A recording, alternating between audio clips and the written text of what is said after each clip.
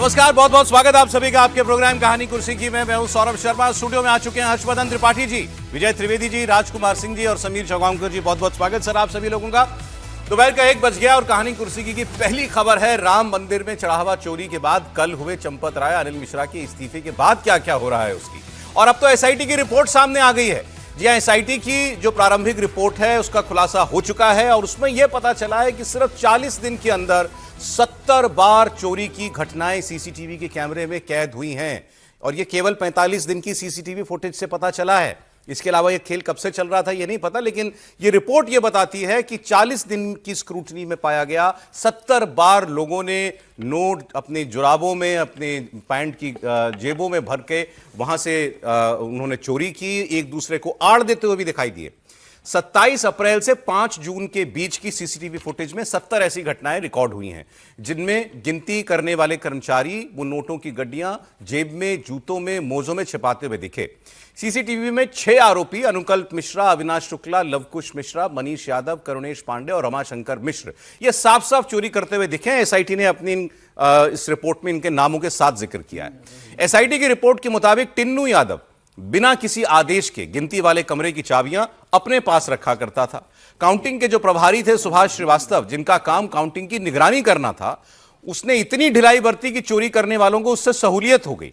कोई सीसीटीवी की जांच नहीं करता था। सीसीटीवी की फुटेज की को रखने की अवधि जो है वो 180 दिन बताई गई थी, लेकिन 45 दिन में ही वो ओवरराइट कर दिया करता था खुद को डीवीआर। एसआईटी की रिपोर्ट में अनिल मिश्रा का नाम लिख लिया गया है और उन पर कई गंभीर आरोप लगाए गए हैं। एसआईटी ने कहा है कि पहले से बनाए गए तलाशी के सिस्टम में लूप होल्स के लिए अनिल मिश्रा जिम्मेदार हैं। एसआईटी ने बताया कि कैसे चंपत राय ने खुद पुलिस बनकर अपराधियों से 78,94,000 की बरामदगी की। इसके अलावा काउंटिंग रूम के पास वाले बाथरूम से 2.25 लाख रुपए बरामद किए गए। अब इसमें जो और इंटरेस्टिंग बात है, अगर आप इस एसआईटी की रिपोर्ट को पढ़ेंगे, चंपत राय जी का जिक्र चोरी के प्रकरण में या उनसे कोई लैप्स हुए, उनकी निगरानी में कोई कमी थी, कहीं जिक्र नहीं किया गया है। इस रिपोर्ट में आरोपियों के नाम है, अनिल मिश्रा का नाम है और एक वो श्रीवास्तव जी जिनका मैंने आपको जिक्र किया आपके सामने, जिनकी जिम्मेदारी थी कि वो काउंटिंग की प्रक्रिया को देखें, उनका नाम है। लेकिन इसके अलावा क्या सीधे चंपत राय के स्तर से कोई लापरवाही बरती गई, उन्होंने लोगों पर ज्यादा भरोसा किया, उनकी सिफारिश पर लोग रखे गए, ये उनके करीबी थे और जो चोरी करते पकड़े गए, कोई जिक्र उनका नहीं किया गया। कुल मिलाकर के एसआईटी ये जो मोटे तौर पर अनिल मिश्रा, उनके ऊपर जिम्मेदारी जो है वो थोपती है कि अनिल मिश्रा ने अपना काम ठीक से नहीं किया। ये तो एक बात हुई और कल आपको मालूम है कि अनिल मिश्रा और चंपत राय का इस्तीफा हो गया था न्यास की मीटिंग में।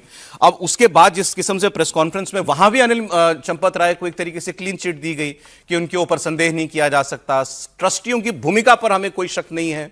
चंपत राय जी ने बड़े उदार मन से खुद इस्तीफा दिया और हमें यह बताया गया कि ट्रस्ट के अंदर जो लोग थे वो तो इस्तीफा उनका स्वीकार ही नहीं करना चाहते थे, लेकिन फिर उसके बाद एक ट्रस्टी ने, परमेश्वरन जी ने, जो 99 साल के हैं, पराशरन, माफ कीजिएगा, पराशरन जी, उन्होंने इंसिस्ट किया कि नहीं इस्तीफा होगा।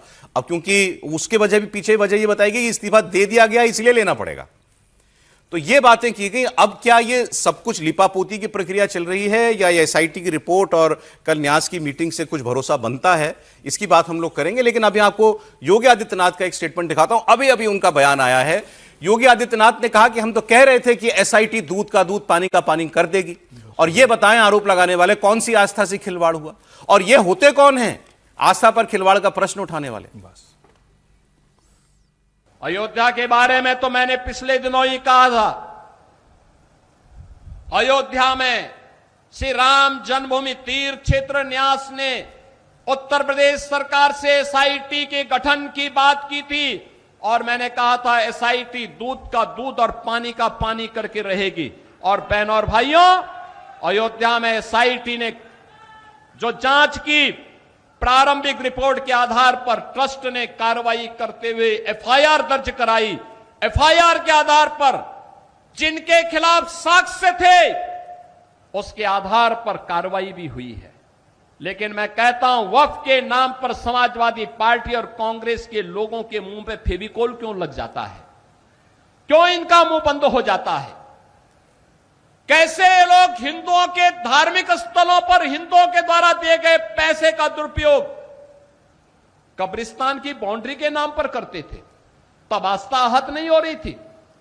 जब ये इलीगल स्लॉटर हाउसेज चलाते थे गौ माता की हत्या करवाते थे, गौ माता को तस्करों के हाथों में पिछवाते थे, तब क्या हिंदुओं की आस्था आहत नहीं हो रही थी? जब अयोध्या में राम भक्तों पर गोली और लाठी चलाते थे, क्या तब हिंदुओं की आस्था आहत नहीं हो रही थी? बाबरी ढांचे का समर्थन करके उसके लिए घड़ियाली आंसू बहा रही थी। आज वही कांग्रेस और समाजवादी पार्टी गिरगिट की तरह कैसे रंग बदली है, अब आप देख रहे होंगे। अब कह रहे हैं अयोध्या में आस्था के साथ खिलवाड़ हो रहा है। अरे आस्था के साथ कौन खिलवाड़ हो रहा है तो बताओ पहले। और तुम्हारी आस्था कब से अयोध्या पे हो गई है? ये राम भक्त बोले कि हमारी आस्था अयोध्या पर है, इनको बोलने का अधिकार है। इन्होंने, इनके पूर्वजों ने अयोध्या के लिए लड़ाई लड़ी है, ये बोल सकते हैं, लेकिन कांग्रेस को बोलने का कोई अधिकार नहीं है। जो कांग्रेस राम के अस्तित्व को नकारती थी, जो समाजवादी पार्टी राम भक्तों पर गोली चलाती थी, वे आस्था की कौन सी बात कर रहे हैं? जो धार्मिक हिंदू विरासत से जुड़े हुए धार्मिक स्थलों के पुनरुद्धार का पैसा कब्रिस्तान की बाउंड्री वाल पर खर्च कर देते थे, वे लोग कौन सी आस्था की बात कर रहे हैं? देखिए योगी जी ये बातें पहली बार नहीं कह रहे, वो सारा प्रकरण सामने आने के बाद बहुत हमलावर हैं विपक्ष के ऊपर, तो वो उसी टोन में बात कर रहे हैं। लेकिन कल के बाद उनका ये कहना कि बताओ कौन सी आस्था के साथ खिलवाड़ हुआ, अब ये पॉलिटिक्स तो हो सकती है, लेकिन ये सवाल क्या वाजिब है ये पूछना? क्योंकि मेरी कल से कई लोगों से बात हुई, जब से खास तौर पर वो प्रेस कॉन्फ्रेंस कल जो हुई है जिसमें ऐलान किया गया कि इस्तीफा स्वीकार कर लिया गया है, लोगों ने कहा कि कल भी न्यास जो है वो तो क्लीन चिट ही दे रहा था चंपत राय जी को। कहा गया कि बड़े उदार मन से उन्होंने इस्तीफा दिया, इसलिए हमको स्वीकार करना पड़ा। पराशर जी नहीं होते तो पता नहीं वो इस्तीफा भी स्वीकार होता कि नहीं होता। ये भी एक बात मीटिंग में मौजूद एक व्यक्ति ने बताई, मैं उनका बयान आपको सुनाऊंगा। त्रिपाठी जी, कल जो हुआ सब कुछ संतोषप्रद था? देखिए मुझे लगता है कि लगभग यही होना चाहिए था, और अगर न्यास एक पन्ने की विज्ञप्ति, एक रिलीज जारी करके या एक बाइट वीडियो बाइट रिकॉर्ड करके दे देता तो ये बड़ा अन्याय हो जाता। और कल जो हुआ है ये चढ़ावा चोरी के मामले में न्याय की दिशा में प्रथम चरण है, पहला कदम है। इसके बाद बहुत सी चीजें करनी है जिससे कि न्याय होगा। और अब दो चीजों को जरा अलग अलग करके देखिए, न्यास और एसआईटी। न्यास एक वो संस्था है जो इसको चला रही, जिसमें चंपत राय जी इन लोगों के साथ थे। मैं एक बात कह रहा हूं, देखिए हम लोग जिस तरह से बात कर रहे हैं उस तरह से गोविंद देवगिरी जी नहीं कर सकते हैं, साधु संत नहीं कर सकते हैं उस तरह से बात। उस तरह से जो संघ का प्रचारक होगा वो बात नहीं कर सकता, उसकी भाषा, उसकी शब्दावली, उसकी लय अलग होगी। हम अलग तीखेपन से बात कर सकते। इसका मतलब कतई नहीं हुआ कि उनको उसकी नाराजगी नहीं हुई। चंपत राय उनके साथ काम करते रहे, उन्होंने कहा क्यों, लेकिन कल अगर वो वाला सर्टिफिकेट थोड़ी देर के लिए रोक लेते तो अच्छा होता। कल वो जो प्रमाण पत्र दे रहे थे ना, भोलेपन वाला, ऐसे भोलेपन पे तो क्या ही कहें। उनको साजिश का पता कैसे नहीं चला? हाँ, मैं वही कह रहा हूं कि ऐसा भोलापन जिसपे पूरा आस्था डगमगा जाए, लोगों के सवाल खड़े हो जाएं, तो ऐसा भोलापन तो ईश्वर करे किसी को न मिले। और मतलब कल जब वो था तो वो नहीं होना चाहिए। लेकिन उसके अलावा न्यास ने कल बहुत अच्छी प्रेस वार्ता की, सारे प्रश्नों के उत्तर दिए। और एक और चीज है जिसको मैं कहता भी हूं, फिर से दोहरा रहा हूं, हिंदू दान का हिसाब नहीं मांगता है। जो दान का हिसाब मांगता है वो हिंदू नहीं हो सकता। चोरी मंदिर में होगी तो बिल्कुल हिंदू खड़ा होगा, लठ लेके खड़ा हो जाएगा, कहेगा चोरों को मारो, मार के भगा दो। लेकिन अपना दान दिया पैसा कौन मांगता है भाई? अपनी दान दी हुई चीज का हिसाब कौन मांगता है?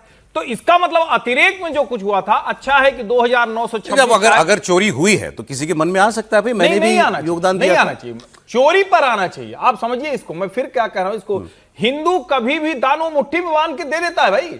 उसको कई बार तो यह भी पता है, पता नहीं इसका क्या उपयोग है, कैसे हो, लेकिन वो ईश्वर को समर्पित करता है, वो व्यक्ति को थोड़ी ना देता है। आपने श्री रामचरितमानस, जो पूर्व सचिव महोदय हैं, उन्होंने सोने की मढ़वाई थी, इतना पैसा था तुम्हारे पास भाई तो तुम दे दिए, प्रभु की कृपा से आया था इसलिए दे दिए।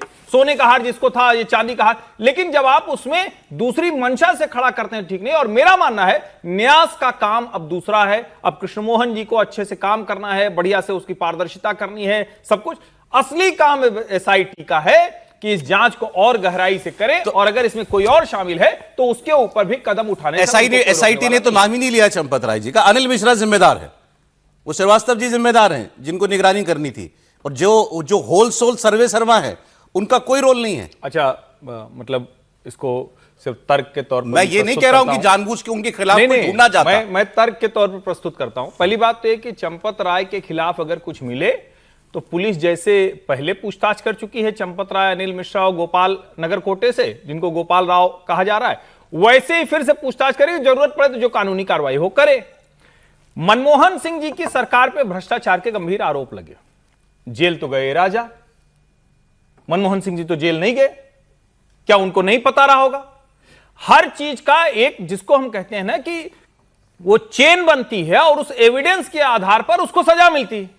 तो मैं फिर कह रहा हूं, जैसे मनमोहन सिंह के ऊपर आरोप लगते रहे, उनकी सरकार थी, वैसे चंपत राय इससे बच नहीं सकते हैं। लेकिन आप कहेंगे पैसा, अच्छा एक और, हाँ, आपने भी सर्टिफिकेट दे दिया। एक लाइन आपने चंपत राय जी की तुलना मनमोहन जी से कर दी। मैं कतई तो मनमोहन सिंह को कौन सा मैं सर्टिफिकेट दे रहा हूं? मनमोहन सिंह के ऊपर तो करप्शन का आरोप नहीं है। अरे भाई, तो इनके ऊपर भी अभी बिल्कुल नहीं है।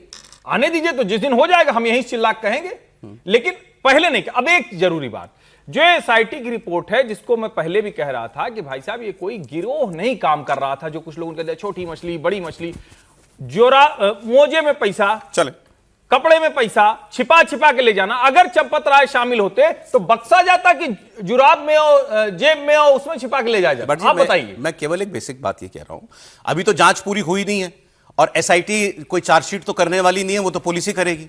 एसआईटी में अनिल मिश्रा का नाम आना, चंपत राय जी का कहीं जिक्र ना होना। और बात सुनिए मेरी, एक सेकंड, इस्तीफा भी नैतिक आधार पर स्वीकार हुआ है। अनिल मिश्रा जी का इस्तीफा भी किसी कोई गड़बड़ झाले में नहीं इनका इस्तीफा हुआ है, उनका भी नैतिक आधार पर इस्तीफा स्वीकार हुआ है। तो एक व्यक्ति जिम्मेदार, उसकी निगरानी में कमी, उसकी पारदर्शिता में कमी, दूसरे आदमी का कहीं उसमें जिक्र नहीं है। टिन्नू, अच्छा एक सेकंड, एसआईटी में टिन्नू यादव का बार बार जिक्र है कि टिन्नू यादव के पास चाबियां कहां से आई। तो टिन्नू यादव को चाबियां किसने सौंप दी? टिन्नू यादव किसका आदमी था? कैसे वो पूरे मंदिर के अंदर टहलता घूमता था, जहां चाहता था वहां चला जाता था? इसकी बात कोई करेगा? मैं इसलिए कह रहा हूं कि ऐसा लगा कल की प्रेस कॉन्फ्रेंस को देख करके भी। अगेन मैं फिर एक बात कहता हूं, चंपत राय जी के खिलाफ कोई जानबूझकर आंदोलन छेड़ने वाली बात नहीं है कि चंपत राय को के खिलाफ कुछ किया जाए। कुछ मिले तो मिले, नहीं मिले तो नहीं मिले। लेकिन यह ऐसा लग रहा है कि चंपत राय जी चूंकि विश्व हिंदू परिषद के सबसे शीर्ष व्यक्ति थे जो वहां पर बैठे थे, इन पे आंच नहीं आनी चाहिए, बाकी सब चलेगा, लेकिन इन पे अगर आंच आ जाएगी तो सारे प्रोजेक्ट पे आंच आ जाएगी, ऐसा प्रतीत हो रहा है। क्या इससे बचा जा सकता था? नहीं, बचा, जिनको बचाना था उसको बचा तो दिया, और कितना बचाना चाहते हैं आप? आपने कहा कि एसआईटी की रिपोर्ट को लिए कि ऐसा हो गया, ऐसा, मुझे लगता है ऐसी रिपोर्ट आनी थी। होना चाहिए था कि नहीं होना चाहिए था, नहीं, लेकिन ये संभावना थी कि ऐसी रिपोर्ट आएगी। चंपत राय जी को हम तो कोई निजी तौर पे जानते नहीं, कोई दुश्मनी नहीं हमारी, बिल्कुल नहीं, लेकिन एसआईटी की रिपोर्ट में चंपत राय जी का जिक्र नहीं है। और एसआईटी, उससे पहले आपने बताया कि वो तो बहुत भले आदमी थे, कि वही तो वहाँ से पैसा लेकर आए थे, लोगों के पास से जो भी था उठाया, पुलिस वाले को ले गए, बिना पुलिस वाले को भी बिना कानून के ले गए, लेकिन वहाँ से पैसा लाकर वहाँ पर रखा गया कार सेवकपुरम में। तो क्या एसआईटी को ये जिक्र नहीं करना चाहिए था कि भाई आपने ये पैसा कैसे उठाया, कितना पैसा उठाया? पुलिस वाला होता तो वो उसी समय तलाश कर लेता कि भाई और कितना पैसा है कि नहीं है, और क्यों नहीं थी, क्या इसकी जिम्मेदारी नहीं है चंपत राय जी की कि वो उस पर उसी समय एफआईआर कराते? इसका जिक्र एसआईटी को करना चाहिए था कि नहीं करना चाहिए था? एसआईटी ने चंपत राय जी का जिक्र ही नहीं किया, मानो वो तो है ही नहीं इस सारे मामले में। और मान लीजिए वो इतने ही ईमानदार आदमी, मैं उस पर फिर जब ये कहता हूँ ईमानदार आदमी, तो मैं उनके कोई उस पर नहीं कर रहा सर्टिफिकेट, न तो दे रहा हूँ कि वो ईमानदार हैं या बेईमान है, इसका नहीं। तो फिर इस्तीफा नहीं लेना चाहिए था। क्यों इस्तीफा के लिए दबाव डाला गया? ट्रस्ट की तरफ से दबाव बनाया गया, ट्रस्ट ने वो इस्तीफा ले लिया। और ये बार बार ये बात कहना कि दूध का दूध पानी का पानी हो जाएगा, मैं कह रहा हूँ मामला ही मलाई का है। मलाई से दूध का दूध पानी का पानी नहीं होता। ये मसला तो मलाई का है और आप दूध का दूध पानी का पानी कर रहे हो। 1 लीटर दूध में से पानी निकालने की कोशिश करो, मलाई से निकाल सकते हो क्या? दूध भी नहीं निकाल सकते, पानी भी नहीं निकाल सकते। तो ये तो जांच ही नहीं हुई है। इसको तो मतलब ये इससे ज्यादा लीपापोती मैं नहीं समझता कि किसी तरह की हो सकती है। और ये कोई कहे कि आप सवाल नहीं पूछ सकते, तो कौन सवाल पूछेगा? और ये मैं ये भी कह रहा हूं, मैं ये कोई ब्लैंकेट स्टेटमेंट नहीं है, मैं हर किसी के लिए नहीं क्लेम कर सकता। मैंने जितने संघ समर्थकों से बात की वो संतुष्ट नहीं है इस कार्रवाई से? ये जरूर है कि चलो ठीक है, अब हो गया तो हो गया, कोई आदमी नहीं चाहता हमारे घर की बात जो है बाहर चौराहे पर डिस्कस हो और लगातार होती रहे, लेकिन संतुष्ट नहीं है लोग इससे। मैं कह रहा हूं उन लोगों की राय में ये हो सकता है कि वो घर की बात है, ये घर की बात नहीं है। अभी आपने जो ये इनका इस्तीफा कैसे स्वीकार हुआ ये भी सुन लीजिए आप जरा, वो बयान सुना दीजिएगा जरा महंत कमल नयन व्यास जी का। ये महंत नृत्य गोपाल दास जो ट्रस्ट के अध्यक्ष हैं, उनके उत्तराधिकारी हैं, ये बता रहे हैं कि वहां पर इस्तीफा कैसे हुआ और कैसे इनका इस्तीफे को लेकर के अंदर जो है दो राय बनी हुई थी कि इस्तीफा स्वीकार किया जाए कि ना किया जाए, और किसके कहने पर फिर ये हुआ कि नहीं, हमको रेजिग्नेशन तो इनका लेना पड़ेगा। देखिए, चंपत जी के इस्तीफा के विषय में जितने भी वहाँ ट्रस्टी थे, सबने एक स्वर से कहा नहीं, इस्तीफा स्वीकार नहीं है, क्योंकि राम जन्मभूमि के लिए चंपत जी ने बहुत कुछ किया है। कितने दिन से संघर्ष करते आ रहे हैं, सब कुछ उन्हीं का किया हुआ है। मंदिर निर्माण में भी बहुत परिश्रम किया है, इसलिए कोई भी उनके इस्तीफे को स्वीकार नहीं कर रहा था। लेकिन राम मंदिर के ट्रस्टी चेन्नई वाले पाराशरन जी ने कहा जैसा नियम है, ट्रस्टी के इस्तीफा आने के बाद स्वीकार करने की कोई आवश्यकता नहीं होती है, अपने आप स्वीकार हो जाता है। इसलिए तत्काल में निर्माण कार्य के भाग को कार्य की व्यवस्था के लिए कृष्ण मोहन जी को पदभार दे दिया गया। वो कह रहे हैं कि कोई ट्रस्टी लेना नहीं चाहता था उनका इस्तीफा चंपत राय जी का। एक पराशरन जी ने कहा कि नहीं, इस्तीफा स्वीकार करने की नौबत ही नहीं है, दे दिया तो दे दिया, मैटर एंड्स हियर, नहीं तो इस्तीफा भी स्वीकार नहीं होता कल जी। अब उन्होंने बता दिया कि ट्रस्ट का कोई सदस्य इस्तीफा स्वीकार करने को तैयार नहीं था। थोड़ी इतनी तो शर्म रखते कि कह देते कि ट्रस्ट ने सबने एक राय बनाकर इस्तीफा स्वीकार करने को कहा। इतना मामला बढ़ने के बाद भी अगर ट्रस्ट के सदस्य इस्तीफा देने को तैयार नहीं थे, तो और वैसे भी कल 2 घंटे बैठक के पहले महंत नृत्य गोपाल दास जो अध्यक्ष है, वो जब बैठक के लिए जा रहे तो उनसे कहा गया कि भाई साहब, सबकी तो भावनाएं आहत हो गई, सबने पत्र लिख दिया है, आप तक आपकी भावनाएं आहत नहीं हुई है। तो उन्होंने कहा ठीक है, 2 घंटे पहले मैं भी पत्र जारी कर देता हूं बैठक में जाने के पहले। तो बैठक में 2 घंटे पहले उनकी भावना आहत हो गई, उन्होंने चिट्ठी जारी कर दी कि मेरी भी भावना आहत हुई है। उसके बाद वो बैठक के अंदर गए और बैठक में जाके क्या किया, चंपत राय का इस्तीफा हुआ, एक को कार्यवाहक ट्रस्टी बना दिया कुछ दिनों के लिए। अब कार्यवाहक है, वो परमानेंट नहीं है, कुछ दिन वो काम संभालेंगे। कौन ट्रस्टी आएगा, कब बनेगा, इसका भी कोई तय नहीं है। और उसके बाद क्या इस ट्रस्ट ने कोई निंदा प्रस्ताव पास किया? इतना बड़ा राम जन्मभूमि पर हुआ, एक निंदा प्रस्ताव पास करते कि जो भी हुआ है उसकी हम निंदा करते हैं। आप किसी का नाम नहीं लेते, किसी व्यक्ति के खिलाफ निंदा प्रस्ताव नहीं करते, पूरे मामले को लेकर एक निंदा प्रस्ताव पास ये कहा कल प्रेस कॉन्फ्रेंस में गोविंद गिरिधर महाराज कि लज्जाजनक है जो। नहीं, तो प्रस्ताव पास करना चाहिए था ना। एक प्रस्ताव आप पास करते अंदर कि इतनी बड़ी घटना घट गई, इसके लेकर हम शर्मिंदा, और एक निंदा प्रस्ताव पास करते हैं कि इतने व्यवस्था होने के बाद भी ये चोरी हुई। क्या ट्रस्ट के सभी सदस्यों ने मिलकर इस बात की मांग की कि इसकी सीबीआई जांच होना चाहिए? हम चाहते हैं कि इसकी सीबीआई जांच हो, इस पूरे मामले का दूध पानी का पानी हो। एसआईटी कर रही है, लेकिन हम चाहते हैं सीबीआई की जांच हो। देश की जनता को सीबीआई पर भरोसा, हम चाहते हैं सीबीआई की जांच हो। क्या ट्रस्ट के सभी सदस्यों ने मिलकर पत्रकार वार्ता ली? इतना बड़ा मामला था, सारे पदाधिकारी सामने आते और सारे मिलकर इसकी पत्रकार वार्ता लेते और हर प्रश्नों का जवाब सिलसिलेवार देते। ये बताते हैं कि भाई आप संतुष्ट नहीं लग रहे कल जो हुआ उससे? इसमें सिर्फ इस्तीफा हुआ, क्या इस्तीफा स्वीकार और क्या हुआ? पहले भी आप सबने बता दिया था कि वो तो होना ही था। उसके लिए आपने 12 तारीख से 7 तारीख तक की बैठक की। पूरा हिंदू समाज देख रहा है कि 6 तारीख मैं आपसे ये समझना ही चाहता हूं, ये तो आप कभी भी इस्तीफा ले सकते थे, इसके लिए आपको बैठक की जरूरत थोड़ी। जो देश में जो लोग मोदी आरएसएस विरोधी हैं, उनकी बात छोड़ दीजिए, वो सबको चोर मानते हैं, वो मानते रहेंगे। इनकी ये कुछ भी कर देते, ये अपना दिल निकाल के रख देते, वो तब भी नहीं मानने वाले थे। उनकी बात नहीं करता मैं। जो लोग न्यूट्रल हैं और जो लोग समर्थक हैं इधर के, क्या वो लोग अब कल के बाद से भरोसा उनका कायम हुआ कि नहीं हुआ? और वो संतुष्ट हुए होंगे कि नहीं भाई चलो ठीक है, कर दिया उन्होंने? देखिए, सच्चा हिंदू, सच्चा सनातनी और सच्चा स्वयंसेवक तो संतुष्ट नहीं हुआ होगा। अब ठीक है कि इस मामले को लिपापोती करना है, अब इस पर करेंगे भी तो क्या? ट्रस्ट की बैठक हो गई, ये फैसला हो गया है, तो अब इस बात पे सहमति देना है तो सहमति दे देंगे। लेकिन आहत सब कल से ट्रस्ट उसकी बैठक के बाद ज्यादा आहत है। जिस तरीके से हुआ है उससे ज्यादा उसको पूरा हिंदू समाज एक टकटकी नजर से देख रहा था और उम्मीद कर रहा था कि कोई बड़ी घटना निकलेगी। हो सकता था अगर इनके अंदर थोड़ा आंखों में पानी होता, शर्म होती, तो सारे ट्रस्ट के मेंबर सामूहिक इस्तीफा दे देते कि हम लोग इतने आहत और हमने विचार किया और हम सब इस्तीफा दे रहे हैं, नया ट्रस्ट बनाया जाए, एक तरह का दाग नहीं लगना चाहिए, हम सब इस्तीफा देने को तैयार है। कौन सही है कौन दोषी, हम इसे पढ़ना नहीं चाहते कि भाई किसका घर ज्यादा मिला है, किसका साफ है, हम इसमें नहीं पढ़ेंगे। हम सब इसके सामूहिक जिम्मेदारी लेके सामूहिक इस्तीफा दे रहे हैं और नया ट्रस्ट का गठन किया जाए। वो भी नहीं हुआ। तो इस बैठक से निकला क्या? सिर्फ इस्तीफा निकला है, कार्यवाहक बना दिया गया, बाकी जिन्होंने कुछ नजर नहीं आ रहा। सर मैं आगे जरूरी है क्योंकि शायद समीर जी से रह गई होगी। चढ़ावे की राशि की गणना प्रक्रिया में अनियमितता से न्यासीगण आहत एवं चिंतित हैं, और उसके बाद लिखा हुआ है इस दुर्भाग्यकारी प्रकरण पर गंभीर खेद व्यक्त करते हैं न्यास की तरफ से। बड़ा एहसान नहीं ऐसा नहीं है। उन्होंने कहा कि उसमें कोई ऐसा कुछ था नहीं, मैं इसलिए वो लाइन पढ़ रहा हूं। देखिए सौरभ, एक चीज समझिए, इसको बड़ी गंभीरता से मैं कह रहा हूं, हम करवा क्या लेना चाहते हैं ये भी अब जरा समझना है। हम क्या चाह रहे हैं कि न्यास इन्वेस्टिगेटिव एजेंसी बन जाए, क्रिमिनल प्रोसीजर फॉलो कर, एसआईटी और न्यास को अलग अलग करके देखिए। न्यास से आप उनको जवाबदेही करिए कि न्यास ने ये नहीं किया, तो उसमें क्या आएगा? त्यागपत्र हुआ। जो गोपाल नगर कोर्ट है उन्होंने त्यागपत्र नहीं दिया था, उसमें भी लिखा हुआ है कि चूंकि इनके ऊपर ये आया इसलिए इनको भी हम इससे बाहर कर रहे हैं। मैं ये कह रहा हूं कि जो चीजें न्यास ने की है उसको भी आप देखेंगे ना। न्यास की प्रेस वार्ता में किस प्रश्न का उत्तर नहीं दिया गया, मुझे बताइए, किस प्रश्न का उत्तर नहीं दिया? अब चंपत राय को फांसी पर चढ़ा देना है, ये तो नृत्य गोपाल दास जी कर सकते हैं, ना गोविंद देवगिरी जी कर सकते हैं। अगर दोष मिलेगा तो कानून करेगा, उसी के लिए एसआईटी। गोविंद देवगिरी जी का सीबीआईडी लगा, एसआईटी ने तो नाम ही नहीं लिया चंपत राय जी का। इन्होंने कल प्रेस कॉन्फ्रेंस की थी कृष्ण मोहन जी के साथ, जो कि इंटरिम महामंत्री बनाए गए हैं।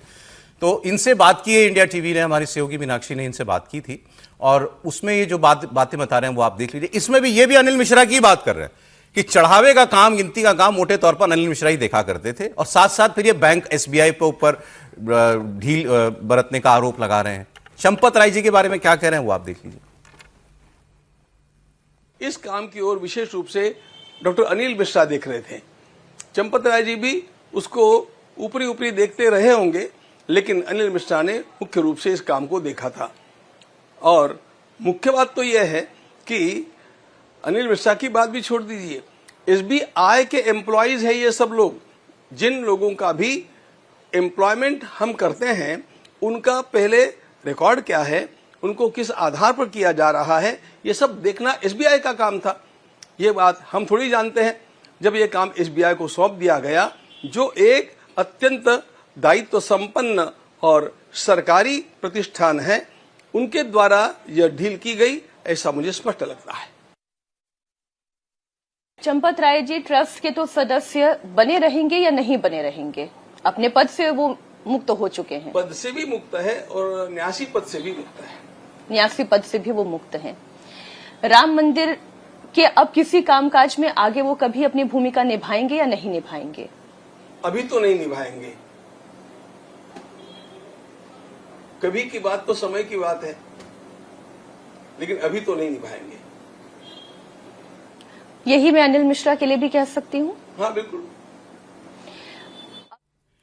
गोविंद देवगिरी जी महाराज ने एक बात बिल्कुल साफ कर दी, क्योंकि ये सवाल बना हुआ था कि इस्तीफा जो है वो केवल महासचिव पद से हुआ है चंपत राय जी का, या ट्रस्ट से भी हुआ। उन्होंने कहा वो ट्रस्ट के हर काम से मुक्त हैं, मतलब ट्रस्ट के काम में, राम मंदिर के काम में अब कोई लेना देना चंपत राय और अनिल मिश्रा का नहीं होगा। यह बात वो साफ साफ कह रहे हैं। कल एक ब्यौरा भी दिया गया है, कितना पैसा चंदे के माध्यम आया था, कितना उसमें से खर्च हुआ।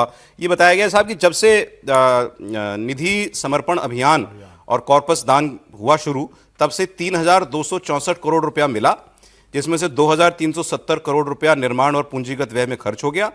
प्रारंभ से लेकर 31 मार्च 2026 तक, मतलब शुरुआत से लेकर मार्च 26 तक 582 करोड़ रुपए प्राप्त हुए थे दान में, जिसमें 391 करोड़ रुपए की राशि संचालन व्यय में उपयोग हो गई है। बाकी राशियां खातों में पड़ी हुई हैं। इसके अलावा जो जो बहुमूल्य वस्तुएं मिली थी उसका भी रिकॉर्ड है, रजिस्टर में है, ये सब भी बताया गया। वो अपनी तरफ से अकाउंट्स भी कुछ जारी किए गए।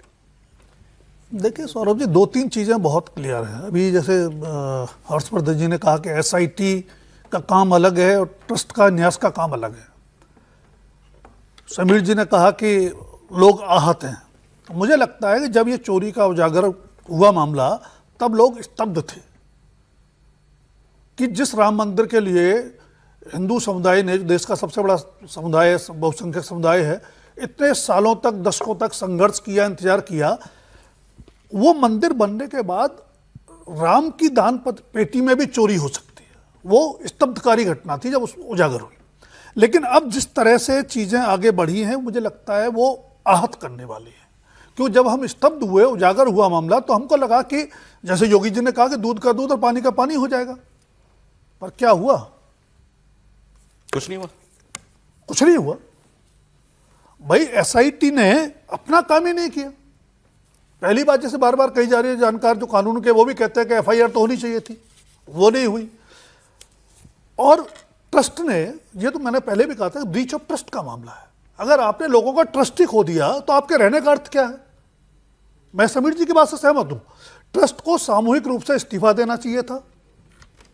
सामूहिक नाकामी है, लेकिन आप उसको स्वीकार करने के बजाय जिस व्यक्ति की प्रथम दृष्टया नाकामी दिखती है, जिम्मेदारी दिखती है, उसको भी बचाने की कोशिश कर रहे हैं। अभी आपके सामने उन्होंने प्रश्न किया, और क्या चाह रहे थे आप? मैं वही कह रहा हूं, देखिए सच क्या है वो जांच से पता चलेगा, और जांच के बाद भी अदालत के निर्णय से पता चलेगा। लेकिन परसेप्शन यह बना कि इस तरह का सुनियोजित तरीके से लंबे समय से चला आ रहा चंदे में चोरी, चढ़ावे में चोरी का मामला बिना ऊपरी सह के संभव नहीं है। ऊपरी सह किसकी हो सकती है? या नजरअंदाज भी कर दिया। हम ये तो नहीं मान सकते कि चंपत राय जी बहुत भोले हैं, कुछ जानते नहीं थे। हमें पहले बताया गया था वो तो केमिस्ट्री के किसके प्रोफेसर थे, फिजिक्स के। अपना अच्छा कैरियर जो है त्याग करके संघ और हिंदू समाज की सेवा में आए थे। तो इतने नासमझ तो इंसान नहीं है वो।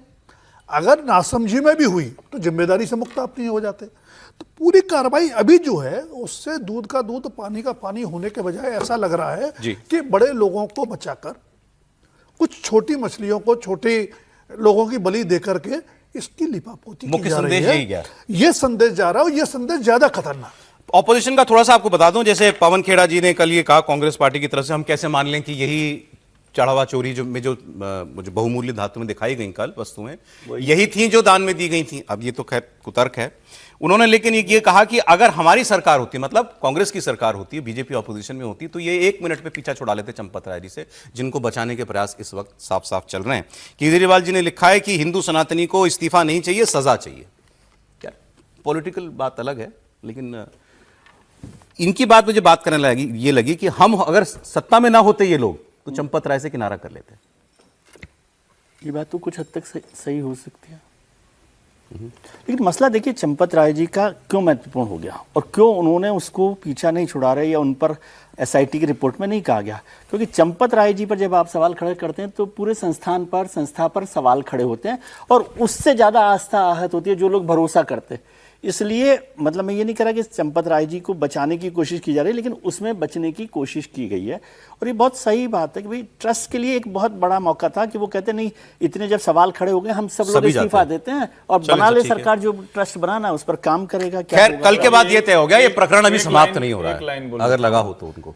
दुनिया के इतिहास में पहला न्यास बन गया जिसने अपने यहाँ आई हुई सारी संपत्ति सार्वजनिक प्रदर्शन कर दिया। जितना दान मिला था, न कोई मंदिर, कोई नहीं, राम जन्मभूमि न्यास एक और उदाहरण प्रस्तुत। नहीं इसमें उदाहरण, राहुल गांधी जी विदेश यात्रा से लौट आए, फॉरेन टूर से लौटते ही राहुल गांधी जी कहाँ गए, जाना कहाँ चाहिए था, चलिए आप बताइए।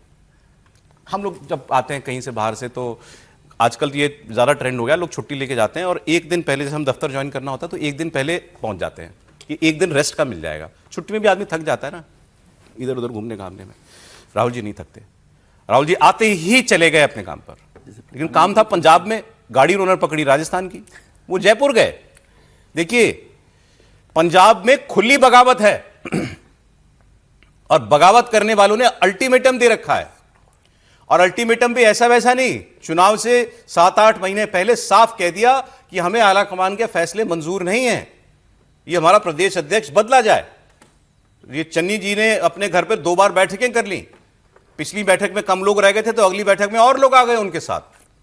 लेकिन राहुल गांधी पंजाब नहीं गए। चलिए ठीक है, सीधे सबसे बड़ा आदमी, वो कोई ऐसा झगड़ा सुलझाने के लिए वहीं चला भी नहीं जाता, वो लोग आएंगे राहुल गांधी के पास और वो दिल्ली में है।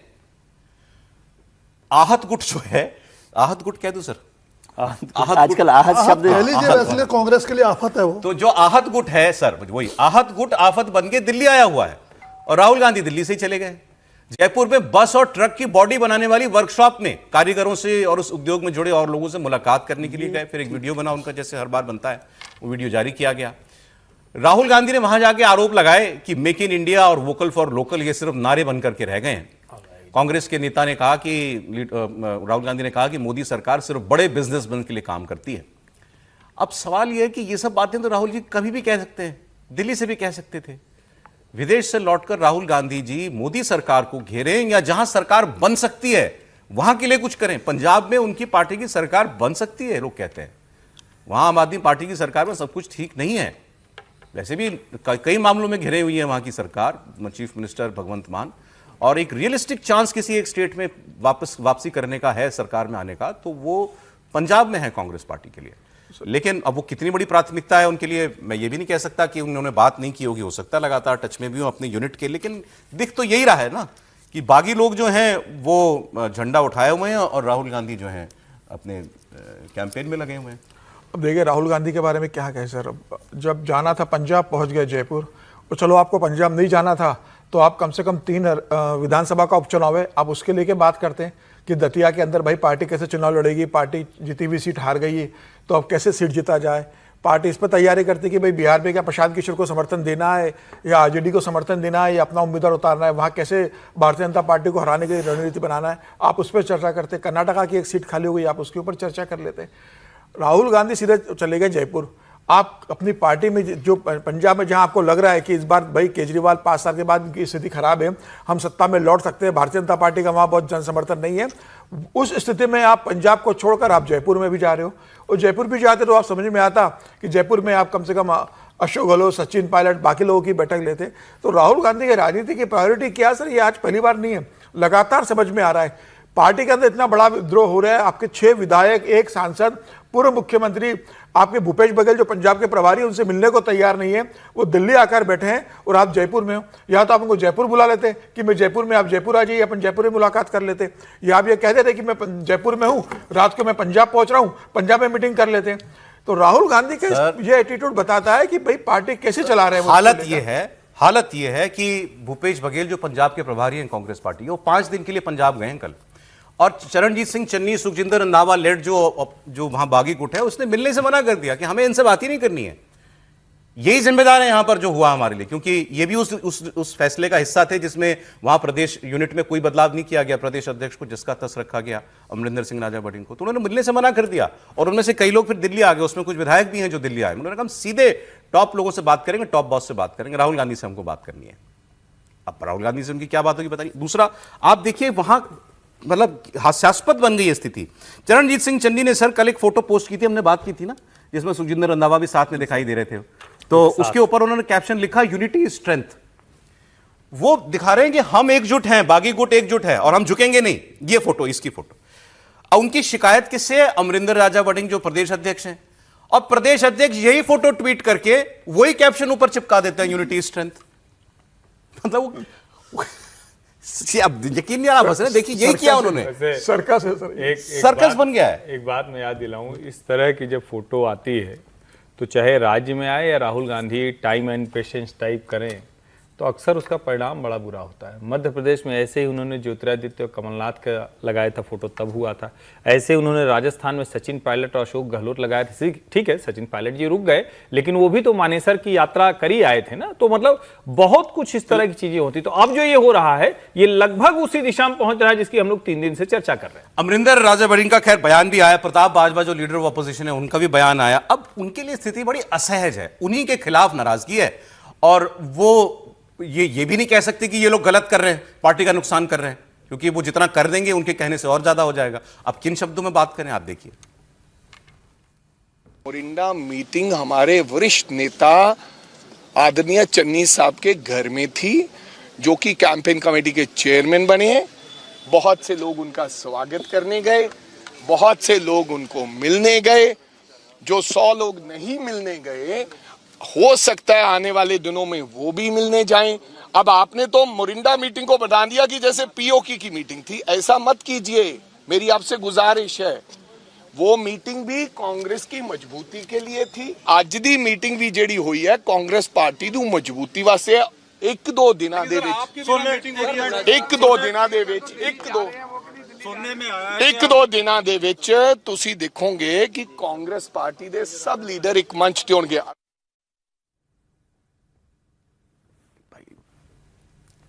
नेता तो मासूम नहीं होते थे। नहीं सर, एक तो मुझे नहीं समझ में, आप राहुल गांधी जी की खबर को रोज ऐसे लगाते हैं कि वो विदेश से लौट आए। कोई खबर कोई साल में कोई एक बार जाता है, उसकी खबर होती है। ये आना जाना चलता रहता है, विदेश आना विदेश जाना। इसको क्या आप खबर की तरह से क्यों बताते हैं? एक तो मुझे इस पर आपत्ति। सॉरी सर, ये तो मूवमेंट है, सामान्य घटनाक्रम को आप विशिष्ट आपको आदत ऐसी रही नहीं ना, तो आपको लगता है विदेश जाना कोई बड़ा काम है। लेकिन मुद्दा आज का ये महत्वपूर्ण है, इसमें कुछ भी नहीं हुआ। अभी जैसे हम अयोध्या की बात कर रहे हैं, वैसे है पुलिस की यदि जुबान समझे तो ये एफआर हो गई है। एफआर समझते हैं आप? Final report, closure report. Closure report हो गई इस पर, तो अब इस पर क्या बात करनी? इसमें क्या पाया गया? कुछ नहीं। क्लोजर रिपोर्ट जब एसएचओ दे दे या आईओ जो होता है इन्वेस्टिगेटिंग ऑफिसर, तो उसके बाद खत्म हो जाती है। अब जो होगा होगा।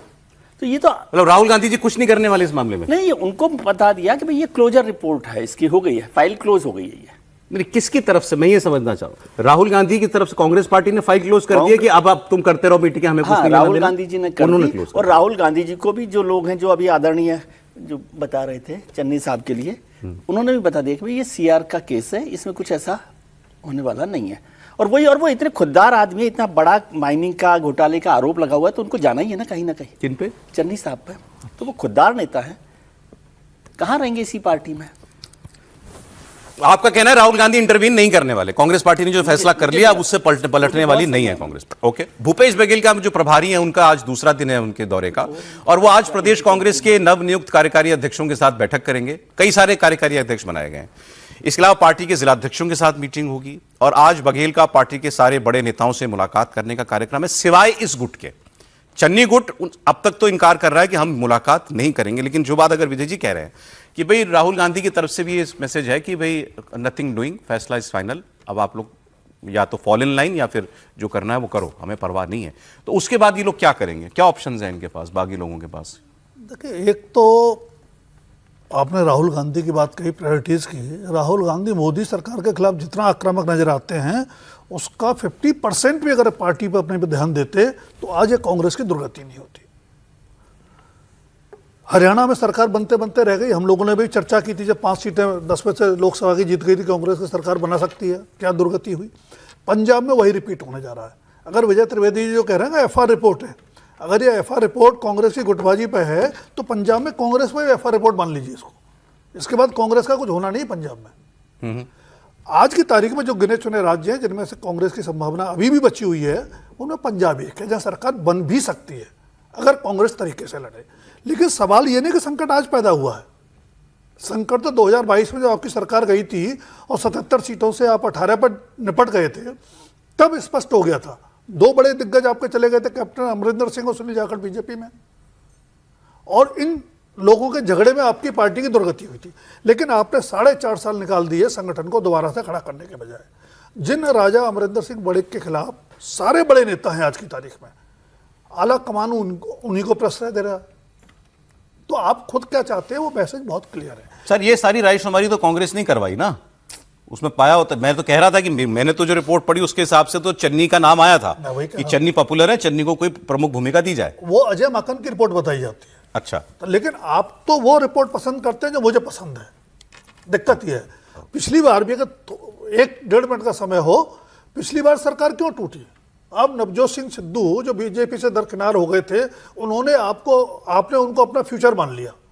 पहले आपने अपने प्रदेश अध्यक्ष को चलता किया, जिसकी एक लेगेसी रही है कांग्रेस में। बलराम जाखड़ के बेटे हैं, सुनील जाखड़ बड़े आदमी की इमेज है, उनसे इस्तीफा लिया, सिद्धू को आपने अध्यक्ष बना दिया। सिद्धू को लगा अध्यक्ष बन के क्या होगा, मुझे तो मुख्यमंत्री बनना है। फिर आपने कैप्टन पर दबाव बनाया, कैप्टन को इस्तीफा लेके मजबूर किया, और चन्नी का नाम कहीं नहीं था दावेदारों में। उनको मुख्यमंत्री बना दिया। सिंह रंधावा का था, सुनील जाखड़ का था, जो विधायकों की पसंद की बात है।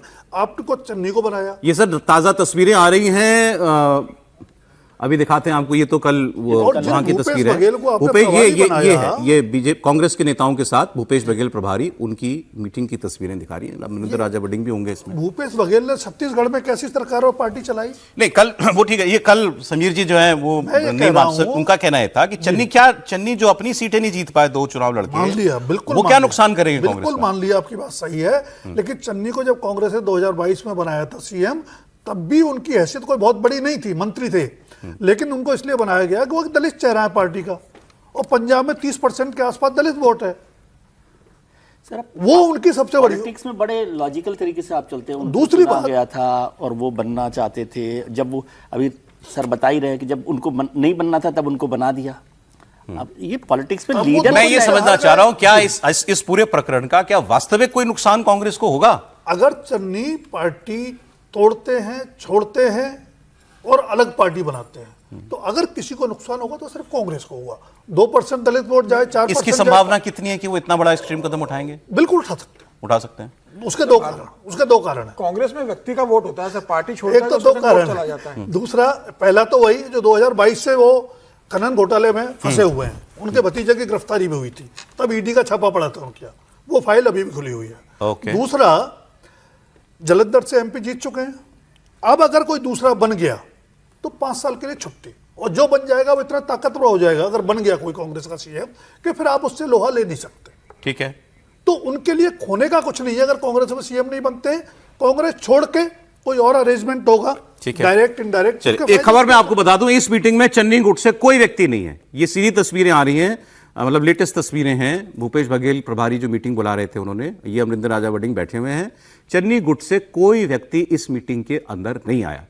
चंडीगढ़ में मीटिंग हो रही है, मतलब एक्स चीफ मिनिस्टर और उनके साथ जितने भी 2, 4, 6, 8 विधायक जितने भी होंगे, 7 विधायक हैं, तो उनमें से भी कोई इसके अंदर नहीं पहुंचा हुआ है। तो ये खबर है। आप इसका पॉलिटिकल मायने समझिए। ये जब आप मीटिंग की फोटो रिलीज कर रहे हो और ये दिखा रहे हो तो इसका मतलब ही साफ हो गया कि भाई आपको अलग किया है। बघेल साहब जो है ना, इन लोगों से मिलने नहीं गए हैं। कायदे से तो जो क्राइसिस है उसमें इनसे मिलने की जरूरत थोड़ी थी। मिलना तो उन लोगों को है, या इंडिविजुअल मिलकर देखते कि भाई कैसे घर को ठीक करना है। ये रिलीज, आप इसको पॉलिटिक्स समझिए। इस मीटिंग की फोटो ये रिलीज की गई है ना एक तरह से, हाँ बिल्कुल जारी की गई है। उसका मतलब है कि भाई वी डोंट केयर, तुम्हें जो करना कर लो। हाँ, ये है। ठीक है, अब त्रिपाठी जी इसका फॉल आउट नहीं, फॉलो आउट वही जो आपने मासूमियत से पूछा कितना नुकसान होगा, मतलब इतना मासूम प्रश्न आज आपने फिर पूछ दिया। अरे भाई, चन्नी, रंधावा, प्रगट सिंह, ये सब के सब अगर कहीं और चले जाएंगे तो कांग्रेस के लिए जो आस दिख रही वो आस खत्म हो जाएगी। ये कांग्रेस के लिए पंजाब में जो भाजपा के लिए तेलंगाना में हुआ था वो मोमेंट होने जा रहा है अगर ऐसा हुआ तो। और अगर ये बहुत रणनीति तरीके से चल रहा है, जो हम लोगों को तो लगता ही, मतलब मुझे भी लगता है और लोगों को भी लगता है, तो निश्चित तौर पर कांग्रेस के लिए संकट बड़ा है। और आम आदमी पार्टी का क्या है कि आम आदमी पार्टी के ऊपर बहुत से आरोप होने के बावजूद वो एक ठीक ठाक स्थिति में दिखती है। अब ऐसे में ही होता है कि कोई नया प्लेयर आएगा तो उसकी भूमिका बड़ी हो सकती है क्या? तो मुझे तो ये दिख रहा है अगर चन्नी, रंधावा, प्रगट सिंह ये सब किसी एक समूह के साथ जाते हैं, वो भारतीय जनता पार्टी को किसी न किसी तरह से अच्छा वाला फायदा दे सकता है, जिसकी कल्पना पंजाब में अभी नहीं। सीधे कहें फिर कि मतलब बीजेपी के समर्थन में उतर आए चन्नी? नहीं, अब कांग्रेस का विरोध तो मतलब बीजेपी का समर्थन ही है, इसमें कोई मतलब कुछ और तो है। आपको याद है पहले भी मैंने कहा था कि ये अगला इलेक्शन आम आदमी पार्टी वर्सेस बीजेपी होगा और उसका रास्ता ये बन रहा है। आपको है ना समझाने के लिए पूरा सर्टिफिकेट बनाकर दो, ये दो, चिट्ठी दो, कुछ कुछ करना पड़ता है इनको। जब तक सर्टिफिकेट आप लोग मत कीजिए, आप लोग हर चीज पे सर्टिफिकेट वही है इनको। नहीं तो अब चन्नी जी अलग हो रहे हैं पार्टी से, बाय एंड लार्ज यही सोच है आप लोगों की? मैं तो कहा ना कि वो क्लोजर रिपोर्ट हो गई है तो अब उसके बाद अलग ही होते हैं और कैसे होते हैं। ठीक, मतलब फिर तो पंजाब का चुनाव पूरी तरीके से खुल जाएगा इसके बाद। कल्पना करिए अगर चन्नी अभी तक आम आदमी पार्टी वर्सेस कांग्रेस इस चुनाव को मारा जा रहा है। चन्नी अलग होते हैं तो दलित वोट बैंक में सेंध लगती है कांग्रेस की, बड़ी सेंध लगती है। और रंधावा अगर अलग होते हैं तो जट सिख वोट बैंक, जो अब उनके पास कैप्टन अमरिंदर के जाने के बाद, सुनील जाखड़ के जाने के बाद जट समुदाय में कोई बड़ा नेता है नहीं, ले देकर प्रताप सिंह बाजवा हैं जो पूरी तरह मौन है इस पूरे खेल में। और अब वहां भी सेंध लगती है। अब ये खनन घोटाले की बात मत कीजिए, आप उन्हें खुददार नेता की तरह देखिए। चन्नी को बनाए कांग्रेस ने मुख्यमंत्री इस तरह कि दलित वोट उनके साथ जुड़ा रहेगा। 30% लेकिन पूरा वोट भाग गया चन्नी को मुख्यमंत्री बनाते, खुद चन्नी हार गए। 18-19 30 के आसपास है। पंजाब में सबसे ज्यादा दलित वोट है। अब मुझे लगता दोनों मिला के हिंदू रविदास दलित भी और दलित जिनको वो कहते हैं ना क्या, रविदासिया और मजहबी सिख। जट सिख मेरे ख्याल से 30%। नहीं, वो जट सिख तो अकेले, जट सिख 25 से 30% है, अकेला है। लेकिन दलित जो है ना पूरी दलित कम्युनिटी, सबसे बड़ा ब्लॉक दलितों का ही है। दलितों का है। भूपेश बघेल ने बैठक काशीराम जी की पूरी पॉलिटिक्स की ताकत तोल ली है कि भाई आपके साथ 7 विधायक है और आपके साथ एक सांसद जा रहा है, हम इसकी परवाह नहीं करते और पार्टी अब किसी भी स्थिति में पीछे नहीं हटने वाली। और इस स्थिति में तो किसी भी पार्टी को पीछे नहीं हटना चाहिए कि आप ये कह दो कि भाई मुझे प्रदेश अध्यक्ष बनाना पड़ेगा, मुझे मुख्यमंत्री का चेहरा भी बनाना पड़ेगा। तो इतनी अगर कोई डिमांड करता है, ये बात समझ में आती कि आप ये कहो कि मैं राजा वडिंग के नेतृत्व में चुनाव नहीं लड़ना है, आप किसी और को अध्यक्ष बना दीजिए। आप यह कह दो कि भाई मैं ही अध्यक्ष बनूंगा, मैं ही मुख्यमंत्री का चेहरा बनूंगा, उस स्थिति में अगर आप सुनोगे तो मुझे लगता है कि कांग्रेस की जगह सही होगी। कांग्रेस ने तय कर लिया है कि चन्नी को जहां जाना जाए, हम बिना चन्नी के आगे बढ़ने वाले। अब यहां से कदम पीछे हटाएंगे राहुल गांधी तो सवाल उनके नेतृत्व पे होगा, वो बात तो समझ में आती है, लेकिन फिर आपने किया क्या इतने महीनों? 4.5 साल क्या किया? 4.5 साल आप क्या कर रहे थे जब आप सब लोगों से पूछताछ, मतलब राय मशवरा कर रहे थे? अरे पंजाब से जुड़ा हुआ दूसरा सौरभ साहब को गारंटी दे दीजिए कि जो आप कह रहे हैं वही हो रहा है। आप सब लोग कह रहे हैं कि चन्नी जा रहे हैं, आप लोगों की बातों का मतलब ये निकाला जा रहा है, दर्शकों द्वारा निष्कर्ष निकाला जा रहा है कि चन्नी जा रहे हैं, आप लोग ये कह रहे हैं, ठीक है? चन्नी जी सबको गलत करने के लिए लौट जाएं। ठीक है। सतलुज फिल्म विवाद जो है उस पर कई रिएक्शंस आए हैं कल से, और पंजाब की जितनी पॉलिटिकल पार्टीज हैं सबके बड़े नेता जो हैं सब कह रहे हैं कि ये सेंसरशिप है, ये नहीं होना चाहिए था, ये एक सच्ची कहानी है, और जो कुछ गलत हुआ पंजाबियों के साथ उस दौरान मिलिटेंसी को रोकने के नाम पर जो फर्जी एनकाउंटर हुए उसकी दास्तान है, और इसको इस तरीके से सेंसर नहीं करना चाहिए था। इसमें सुखबीर बादल का भी बयान आया है, और सुखबीर बादल ने कहा कि ये तो हमारी एक हम सब की एक कलेक्टिव मेमोरी पर चोट है, ये सब तो हमारा आंखों का देखा है ना, हमको मालूम है कि ये हुआ है, अगर वो कोई कहानी में कह रहा है तो ये ऐसा नहीं करना चाहिए था। वहाँ के जो स्पीकर हैं उनका भी बयान आया, उन्होंने कहा कि ये काम कांग्रेस किया करती थी, ऐसे सेंसरशिप करना, बीजेपी भी अब वही काम कर रही है। ਸਰਦਾਰ ਜਸਵੰਤ ਸਿੰਘ ਖਾਲੜਾ ਜੀ ਦੇ ਜੀਵਨ ਤੇ ਬਣੀ ਹੋਈ ਫਿਲਮ ਸਤਲੁਜ ਉਹਨੂੰ 2 ਦਿਨ ਬਾਅਦ ਹੀ OTT ਪਲੇਟਫਾਰਮ ਤੋਂ ਹਟਾ ਦੇਣਾ, ਇਹ ਕਾਂਗਰਸ ਦੀ ਜਿਹੜੀ ਟੱਕੇਸ਼ਾਹੀ ਦੀ ਰਾਜਨੀਤੀ ਸੀ, ਜਿਹੜੀ ਪੰਥ ਔਰ ਪੰਜਾਬ ਦਾ ਦਵੇਸ਼ ਦੀ ਰਾਜਨੀਤੀ ਸੀ, ਜਿਹੜੇ ਉਹਨਾਂ ਨੇ ਟੱਕੇ ਕੀਤੇ, ਉਹਨੂੰ ਮੁੜ ਦੁਹਰਾਉਣ ਦਾ ਜਿਹੜਾ ਯਤਨ ਕਰ ਰਹੀ ਹੈ ਭਾਰਤੀ ਜਨਤਾ ਪਾਰਟੀ, ਉਸੇ ਪਹੁੰਚ ਦੇ ਨਾਲ ਪੰਜਾਬੀਆਂ ਦੇ ਜ਼ਖਮ ਕੁਰੇਦਣ ਦੀ ਕੋਸ਼ਿਸ਼ ਕਰ ਰਹੀ ਹੈ। ਇਹ ਫਿਲਮ ਕੋਈ ਫਿਕਸ਼ਨ ਫਿਲਮ ਨਹੀਂ ਹੈ, ਇਹ ਉਦੋਂ ਸੁਪਰੀਮ ਕੋਰਟ ਦੀਆਂ ਡਾਇਰੈਕਸ਼ਨਸ ਤੇ CBI ਵੱਲੋਂ ਕੀਤੀ ਹੋਈ ਜਾਂਚ ਤੇ ਆਧਾਰਿਤ, ਉਹਦੇ ਦਸਤਾਵੇਜ਼ਾਂ ਦੇ ਆਧਾਰਿਤ, ਉਦੋਂ ਦੀ ਮੀਡੀਆ ਰਿਪੋਰਟਾਂ ਦੇ ਆਧਾਰ ਤੇ ਇਹ ਇੱਕ ਸੱਚ ਨੂੰ ਦਿਖਾਉਂਦੀ ਹੋਈ ਇੱਕ ਡਾਕੂਮੈਂਟਰੀ ਹੈ, ਔਰ ਇਹਨੂੰ ਦਬਾ ਕੇ ਕੀ ਉਹੀ ਧੱਕੇ ਵਾਲੀ ਰਾਜਨੀਤੀ। देखिए, हमने कल इस पर काफी बात की थी कि जो फिल्म बनाई गई है एक ह्यूमन राइट्स एक्टिविस्ट के जीवन पर बनी हुई है, जसवंत सिंह खालड़ा, जिन्होंने ये आरोप लगाया था और ये निकाला था उन्होंने डेटा कि कितने हजारों लोगों का फर्जी एनकाउंटर किया गया, वो एक कहानी बनती है, और अंत में उनको भी गायब कर दिया गया, उनका शव भी बरामद नहीं हुआ। एक चीज मैं कह दूं कि कल तक ये जानकारी हमारे पास नहीं थी जब हम डिस्कशन कर रहे थे, इनका जब बैकग्राउंड हमने देखा तो इन पर खालिस्तान के समर्थक होने का आरोप भी लगता है। जसवंत सिंह खालड़ा जिनके जीवन पर ये पिक्चर बनी हुई है, तो वो खालिस्तान समर्थक थे, वो इंडियन स्टेट के खिलाफ थे, ऐसा उनके अपनी राइटिंग्स में कही है, उनके मैंने कल बयान भी देखे, बड़ा क्लियर है कि वो उनका जो समर्थन था वो दूसरे वर्ग की तरफ था, मतलब अलगाववाद के समर्थक आप उनको कह सकते हैं। एक बात तो ये बिल्कुल क्लियर होगी, इसका मतलब ये नहीं कि कोई फिल्म बनी है तो आप उस पर सेंसर करें, उसकी वजह नहीं है। इसकी वजह जो आज कुछ अखबारों में रिपोर्ट में छपी हुई है, और ऑब्वियसली सोर्सेस से, कि यह फैसला नेशनल सिक्योरिटी को देखते हुए किया गया है कि यह पिक्चर, यह फिल्म जो है खालिस्तानी तत्वों को हवा दे सकती थी, इसलिए इस फिल्म को रोका गया है। इसको इलेक्शन में फायदे नुकसान या किसका फायदा किसका नुकसान से जोड़ करके ना देखा जाए। अभी बात यही हो रही थी, अगर वैसे देखेंगे तो इसका नुकसान तो कांग्रेस को होना चाहिए, कांग्रेस को, क्योंकि उसमें सारा प्रकरण कांग्रेस की सरकारों के दौरान का है, राज्य सरकार भी केंद्र सरकार भी। देखिए, एक चीज तो इसमें साफ दिखती है, और पता नहीं इस पे और लोग कितना इत्तेफाक रखेंगे, Bharatiya Janata party national sentiment, national policy के लिहाज से अगर उन्होंने जो हटाया है तो शायद उनके मन में वो जो नेशनल सेंटिमेंट है वो प्रबल है, वरना तो इसका दोष कांग्रेस के ऊपर डालकर बड़ी आसानी से इस OTT का पॉलिटिकल इस्तेमाल किया जा सकता है। लेकिन पॉलिटिकल इस्तेमाल होने में खतरा क्या है?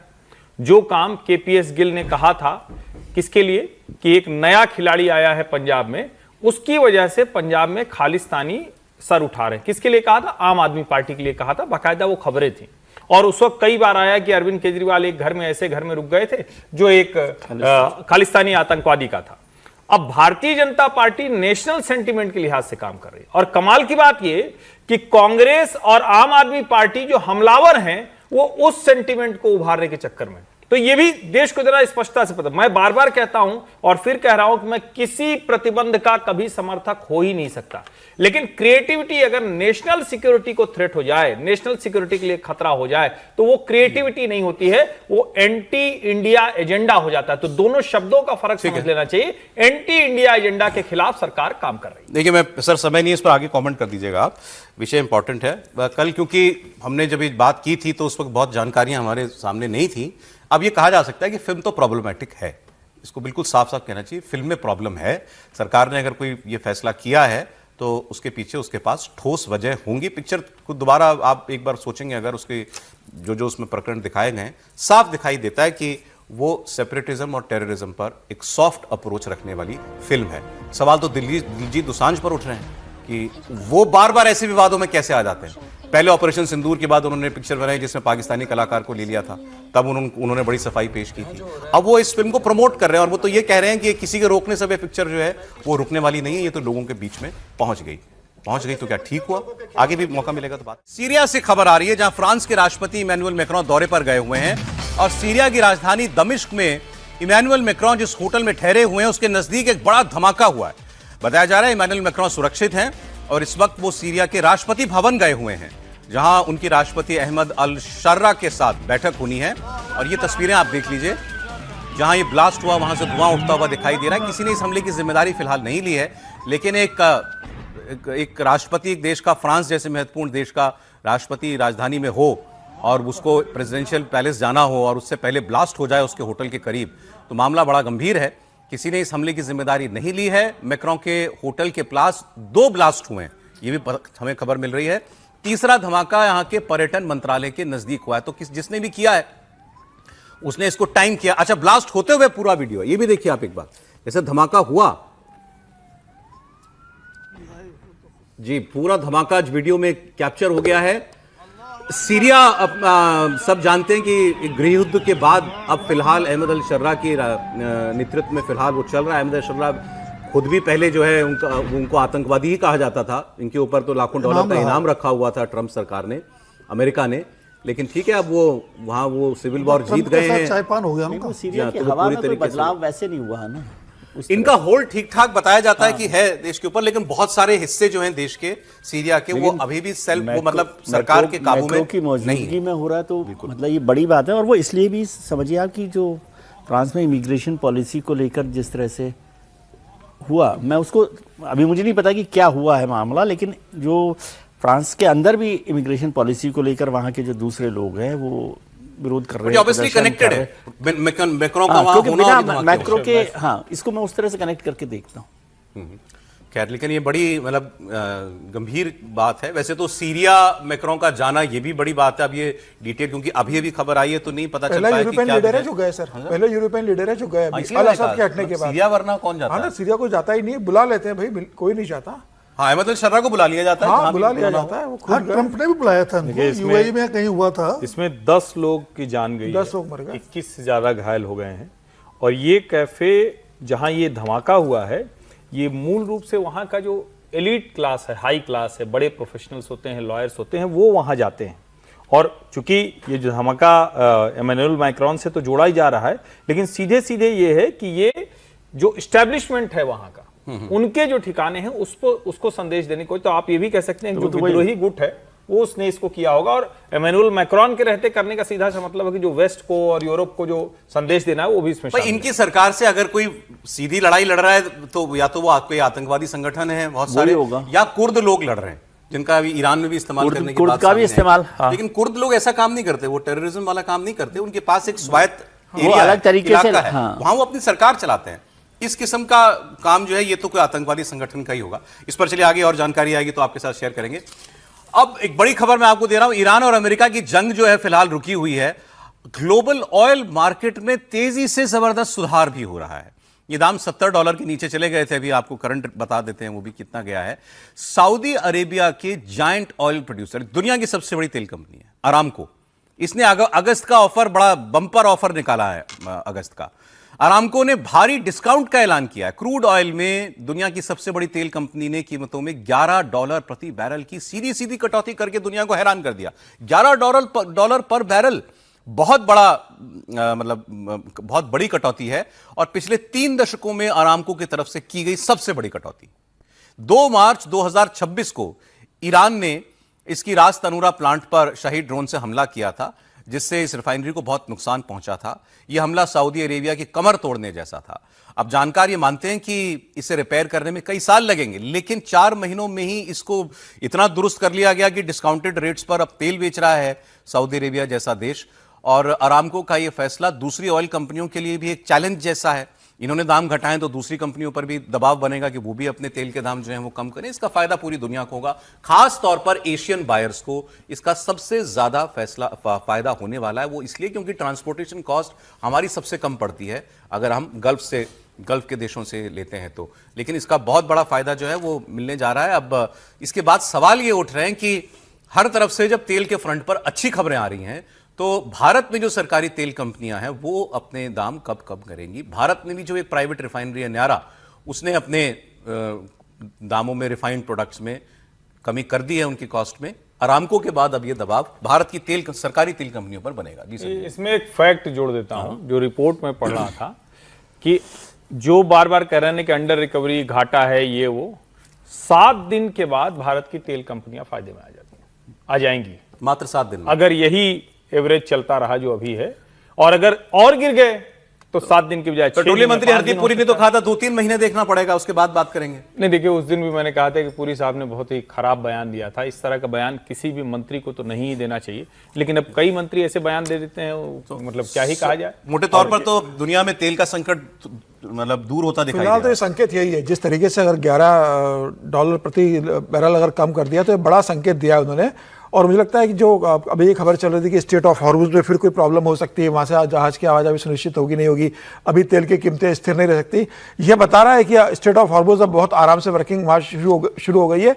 और ये एक प्रेशर है बाकी कंपनियों पर कीमत $69.40 पैसे पे $69.4 पर चला गया, बैरल चला गया, बहुत ज्यादा कम हो गया है। और अब मुझे लगता है कि भारत सरकार को भी विचार करना चाहिए कि क्या जब दुनिया में इतना तेल सस्ता हो गया तो क्या भारत की जो पेट्रोलियम कंपनी है वो तेल कम करेंगी। हरदीप पुरी ने अगर 2 दिन पहले बयान दिया है तो इसका मतलब यह है कि इसके बाद भी अभी भारत में तेल की कीमतें कम होगी, इसकी संभावना कम नजर आ रही है। एक चीज और बता दूं, आजकल एआई सब कुछ बता देता है, क्योंकि इंडियन बास्केट का प्राइस इस वक्त क्या है मंथली एवरेज, क्योंकि हम 40 देशों से आपूर्ति करते हैं अपनी, हमारा एवरेज कॉस्ट कितना है $67.7, $67.7 पड़ रहा है अभी भारत को तेल। कितना मतलब अच्छी बात है, राहत की खबर है, सरकार के लिए अच्छा है, तेल कंपनी के लिए अच्छा है कि मुनाफा कमा रही है, लेकिन राहत जनता के, हाँ वही राहत भी जनता के पास पहुंचा। सिर्फ तेल कंपनी, बिल्कुल सारी कमाई तेल कंपनी अपने पास रखे। जब बुरे समय में आप जनता से पैसा वसूल करते हो तो अच्छे समय में जनता को आप राहत दीजिए। और मुझे लगता है कि सरकार को तत्काल राहत देना चाहिए, 2-3 महीने का इंतजार आप ना कीजिए, तत्काल राहत दे। जो पैसे बढ़ाए थे कम से कम उतने आप कम कर दीजिए। सर ये तो ऐसा हो गया जैसे कई बार जो है कोई डॉक्टर जो है कोई टाका वाका लगाता ना, किसी को चोट लग जाए तो वो तब तक लोड नहीं लेता जब तक चीख ना निकले पेशेंट की। मानता है कि तब तक तो ये दर्द सहन कर ही रहा है ना, और जब नहीं कर पाएगा तो चीखेगा अपने आप बोलेगा। अब या तो उसका इंतजार हो रहा है कि भाई पब्लिक चीखे तो फिर हम लोग कुछ करें, क्योंकि अब वो फिस्कल स्पेस सरकार के पास आ गई है। मैं गलत तो नहीं कह रहा हूं सर? बिल्कुल, लेकिन कई बार कम किए जा सकते हैं तेल के दाम। लेकिन हिंदुस्तान के डेमोक्रेटिक सिस्टम को देखेंगे तो वहाँ जो आप जिसे चीख कर रहे हैं वो चुप्पी भी चीख में बदल जाती है बहुत बार।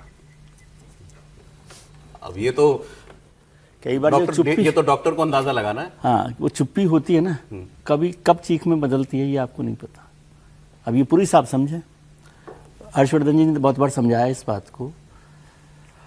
गंभीर मसला है, उस पर सरकार कितना सीरियसली ले रही है, क्या कर रही है, ये देखना पड़ेगा। लेकिन चुप्पी को चीख में बदलने में देर नहीं लगती डेमोक्रेसी में। ठीक, अब इंडिकेशंस तो भारत में अभी तक यही था, जो मेरी आप सरकार के वर्ड को फाइनल मानेंगे तो उनका तो कहना यह है कि अभी अंडर रिकवरी है। 70-75 हजार करोड़ रुपए का घाटा बताया गया था कि हुआ है, और उसकी रिकवरी में वक्त लगेगा, 2-2.5 महीने के बाद देखेंगे। हम लोगों ने पहले भी चर्चा की थी जब कीमतें बढ़ी थी, अंडर रिकवरी सरकार के आंकड़े बता रहे हैं। सरकार ने यह नहीं बताया कि पहले इन तेल कंपनियों ने कितने लाख करोड़ का मुनाफा कमा लिया था। तो जो मुनाफा कमाया था, और जब अंतर्राष्ट्रीय मार्केट में तेल की कीमत 2017 के बाद लगातार गिरती गई थी, तब हमारे यहाँ कीमतें नहीं गिरी और कहा गया कि जब कभी संकट आएगा तो हम मतदाताओं को राहत देने के लिए इसका इस्तेमाल करेंगे। वो आपने नहीं किया, आपने कीमतें बढ़ा दी। तो पुराना ट्रैक रिकॉर्ड ये बताता है कि जरूरी नहीं सरकार तत्काल आपको राहत दे दे, तेल कंपनियों का घाटा पूरा होगा, फिर तेल कंपनियां कुछ मुनाफा कमाएंगी, और जो मुनाफा आमतौर पर वेलफेयर स्कीम्स में इस्तेमाल होता है। लेकिन विजय जी जो कह रहे हैं वो सही बात है कि जनता अगर चीख नहीं रही है तो इसका मतलब ये नहीं है कि उसको दर्द नहीं हो रहा है। और संवेदनशील सरकार वो होती है जो चीख से पहले ही परेशानी को समझ ले। हरदीप पुरी डिप्लोमेट रहे हैं, पॉलिटिशियन नहीं है, जमीन से जुड़े नहीं हैं, लेकिन प्रधानमंत्री संवेदना वो समझते हैं जनता के बीच से आए हैं। तो मुझे लगता है अब इसमें ज़्यादा विलंब करने की जरूरत नहीं है। जो आंकड़ा आप बता रहे हैं कि बास्केट का जो एवरेज है वो तो मुझे लगता है जंग शुरू होने से पहले से भी नीचे आ गया। उस समय 70 के आसपास था, 70। हाँ, तो अगर उसके नीचे आ गया है फिर आप किस चीज का इंतजार कर रहे हैं? फिर तो आरामको के रेट घटाने का भी आपको इंतजार नहीं करना चाहिए था। आरामको ने घटाया है अपना मार्केट शेयर बढ़ाने के लिए, और हमें तो जनता को राहत देने के लिए। चलिए सर, देखिए सरकार इस पर आगे क्या विचार करती है। आगे प्रधानमंत्री नरेंद्र मोदी इंडोनेशिया के दौरे पर हैं, जकार्ता पहुंचे, उनका भव्य स्वागत हुआ। इंडोनेशिया दुनिया की सबसे ज्यादा मुस्लिम आबादी वाला देश है और वहां के सर्वोच्च सम्मान बितांग आदिपूर्णा से उनको नवाजा गया है। इसके साथ ही अच्छा, ये इंडोनेशिया के बारे में सबसे यूनिक बात है, मुस्लिम मेजॉरिटी कंट्री, दुनिया की सबसे बड़ी मुस्लिम आबादी वहां रहती है। इनके नॉमेनक्लेचर में आपको कहीं अरबी फारसी नहीं मिलेगी किसी जगह पे, नहीं सर? ठीक बात है। इनके प्रतीक जो हैं वो भी आपको मिडिल ईस्ट वाले प्रतीक नहीं मिलेंगे कहीं भी। हिंदू प्रतीक नोट में भी है, गरुड़ देवता है। नाम में हिंदू काफी मिल जाएंगे। हिंदू है, वो तो गरुड़ देवता रामायण है, का वहां मंचन होता है, शिव है, राम है, सब वहां है। ट्रू सेंस में अपनी लीनिएज को संभाल कर रखा है इंडोनेशिया ने।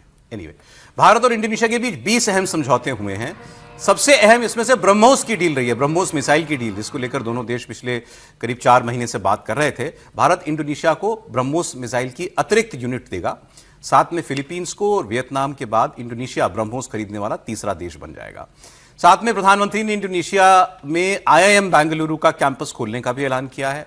भारतीय UPI इंडोनेशिया के पेमेंट सिस्टम के साथ जुड़ेगा। इसके अलावा प्रधानमंत्री ने दुनिया में मची उथल पुथल को लेकर के कहा है कि इस दौर में कूटनीति ही सबसे अहम बात है। और राष्ट्रपति जो हैं वो खुद लेने के लिए, रिसीव करने के लिए प्राइम मिनिस्टर को एयरपोर्ट गए थे। उनकी कैबिनेट में और लोग जो हैं वो लोग साथ में गए हुए थे, उनके फाइनेंस मिनिस्टर और कैबिनेट के लोग। इंडोनेशिया की एयरफोर्स के फाइटर जेट्स भारत के जहाज, मोदी जी के जहाज को वो एस्कॉर्ट करके लेकर गए। मतलब उन्होंने पूरे सम्मान के साथ, फुल ऑनर्स के साथ जो है वहां स्वागत किया है।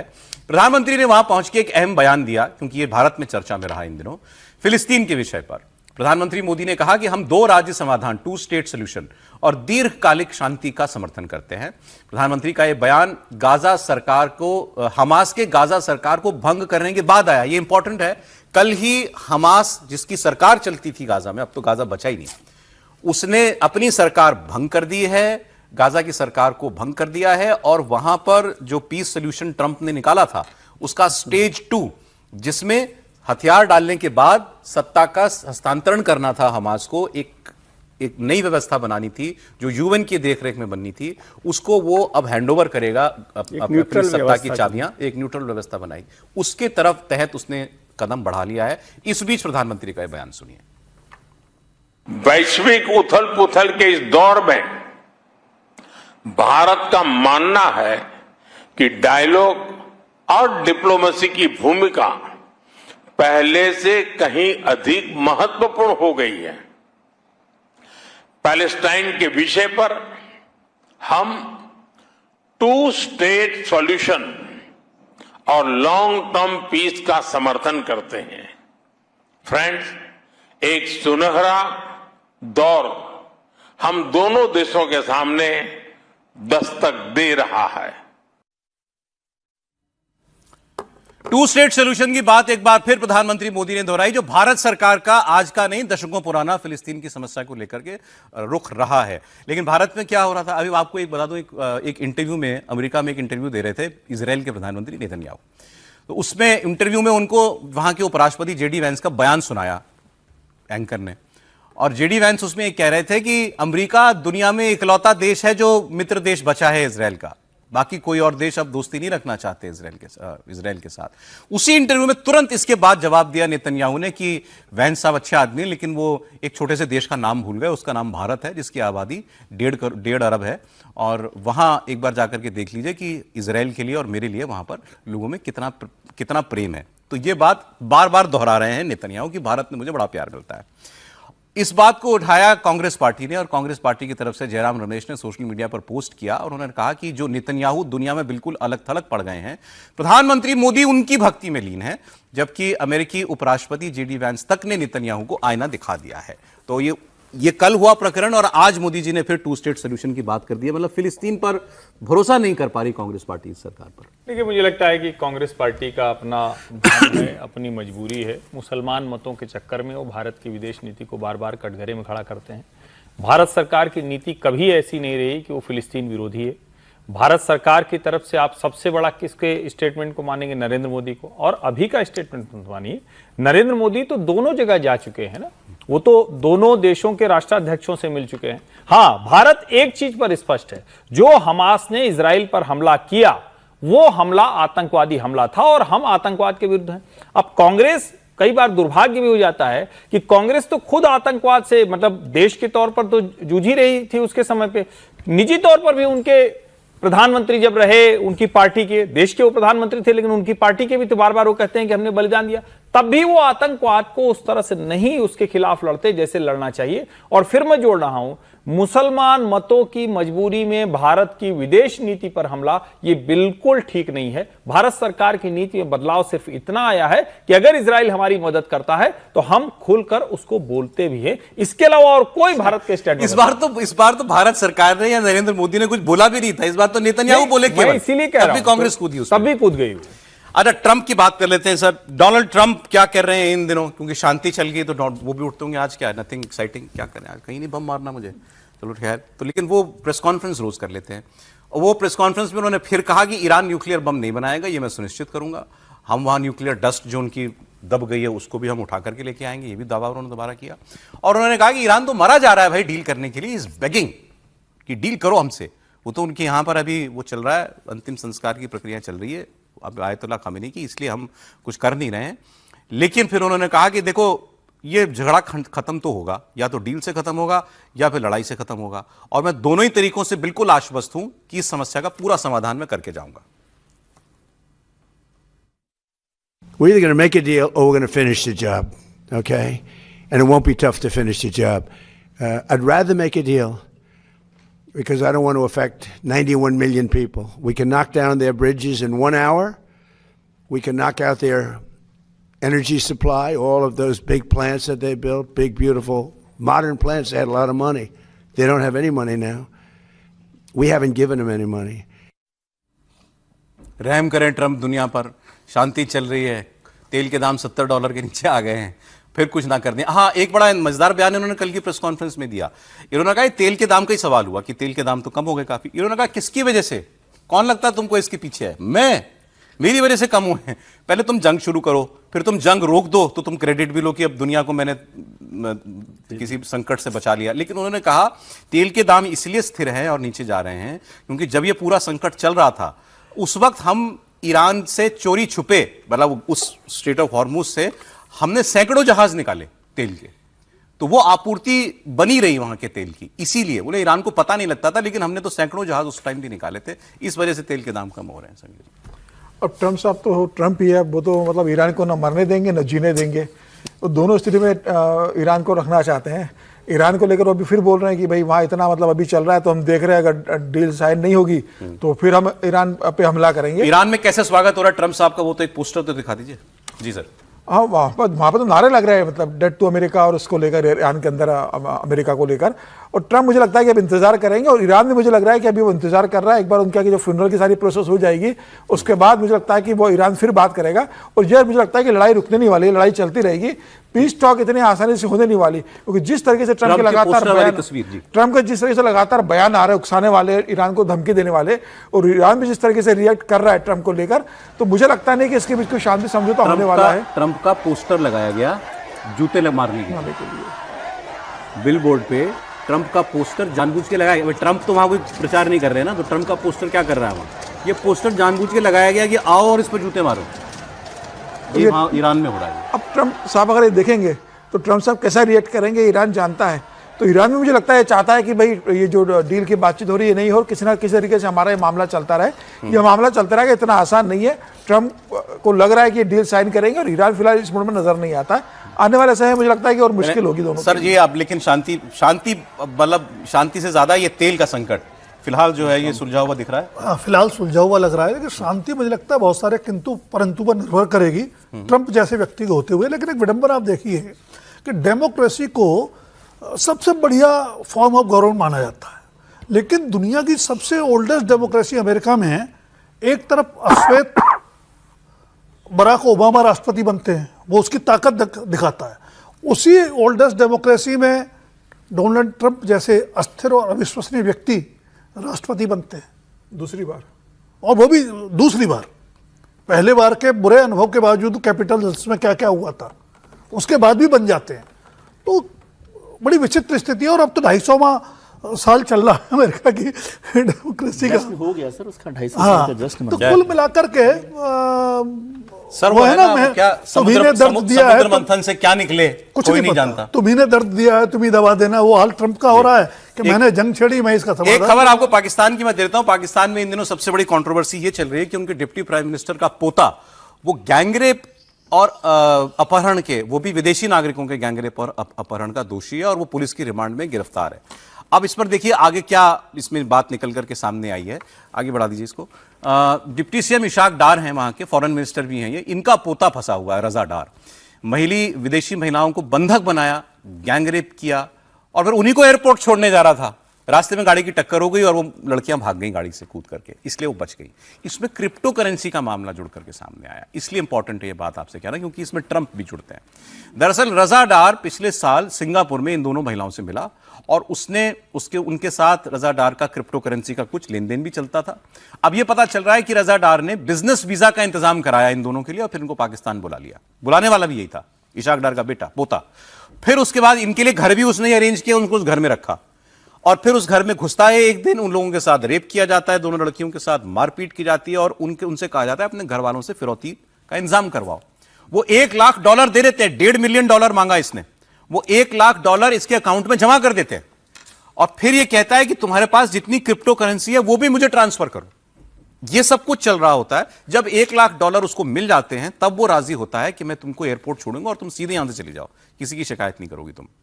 एयरपोर्ट वो जा रहे होते हैं छोड़ने के लिए, रास्ते में गाड़ी का एक्सीडेंट हो जाता है और उस गाड़ी के एक्सीडेंट में जो अफरा तफरी मची उसका फायदा उठा के लड़कियां भाग जाती हैं। लड़कियों के पिता ने वहां का जो जैसे हमारे 100 नंबर होता है, 112 नंबर होता है, लाहौर का नंबर डायल किया, वहां से पुलिस आई। तो इस तरीके से सारा मामला जो है वो खुला है, जिसमें उप प्रधानमंत्री का पोता फंसा हुआ दिखाई दे रहा है और ये ट्रंप की चाहत थी कि पाकिस्तान को क्रिप्टो किंग बनाया जाए, तो ये उसका नतीजा है। इस पर तो दोनों ही मामले बड़े हैं। एक तो जो गैंगरेप पर कल हम लोगों ने चर्चा की थी और क्रिप्टो करेंसी का मसला तो ट्रंप साहब का फेवरेट सब्जेक्ट है, उस पर उन्होंने काफ़ी काम किया। अभी कल परसों में देख रहा था कि उनके पास बहुत बड़ी वो है क्रिप्टो करेंसी, ट्रंप साहब के पास भी। तो लेकिन जिस तरह से ये मसला फंसा है, अभी तक भी डार साहब को लेकर, इशाक डार का हम सोच रहे थे कि इस्तीफ़ा होगा, उस दबाव में किस तरह से बात बनेगी। पाकिस्तान में अभी क्या हो रहा है कि ट्रंप और पाकिस्तान का रिलेशनशिप तो बार बार आप देखते ही हैं कि उसमें कोई ऐसी वजह नहीं बची है जिसमें हम समझते हो कि कोई कन्फ्यूजन हो। पाकिस्तान को पूरा वरद हस्त कृपा जो है ट्रंप साहब की है और अलग अलग तरीके से वो मिलती रही है, इस दौरान भी मिलती रही है। इसलिए कई बार हम कहते हैं कि वो जब बार बार भारत को अपना पक्का दोस्त बताते हैं तो उस समय ये भी याद रखना चाहिए कि वो किस तरह से ये सारे मामले पे फंसे हुए हैं।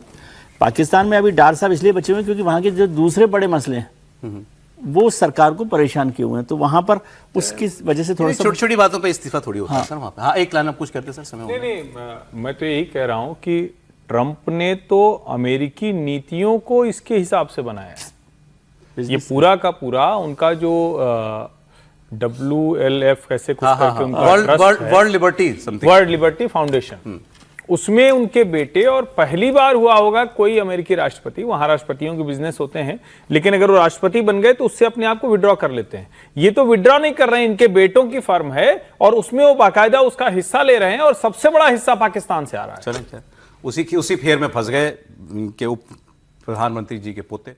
अब खबर अभी बहुत सारी खबरें हमारे पास हैं। बंगाल में क्या हो रहा है, राज्यसभा का उपचुनाव होने वाला है, एथेनॉल विवाद में अरविंद केजरीवाल जी कूद गए, अग्निवीर पॉलिसी में क्या बदलाव होने जा रहा है, सारी बातें करेंगे। पहले आपको ममता जी की खबर बता देते हैं।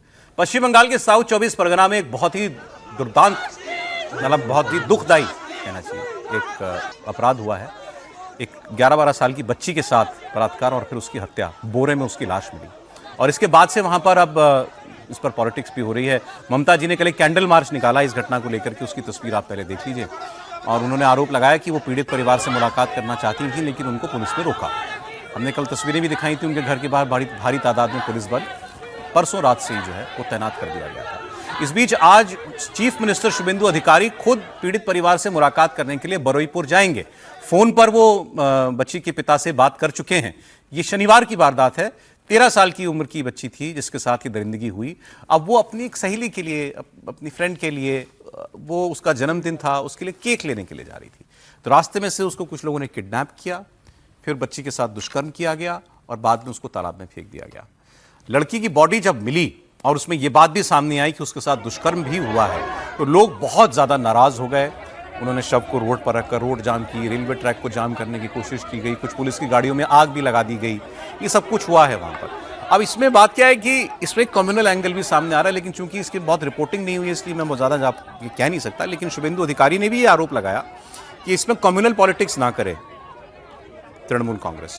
अब ये कम्युनल एंगल है तो इसका मतलब ये है कि आई एम नॉट श्योर बच्ची एक धर्म से है और आरोपी एक धर्म से है। कौन सा किस धर्म से मेरे पास पूरी जानकारी नहीं है, मैं इसलिए बोल नहीं रहा हूं। लेकिन ऐसा कोई एंगल इसके अंदर है, क्योंकि चीफ मिनिस्टर वरना ये बात कहते नहीं। तो ये इसमें लिंचिंग भी हुई एक आरोपी की। एक 40 साल के आदमी को गांव के लोगों ने समझा कि ये आरोपी हैं, उन्हीं में दोषियों में से एक है, उसको पीट के मार डाला गया।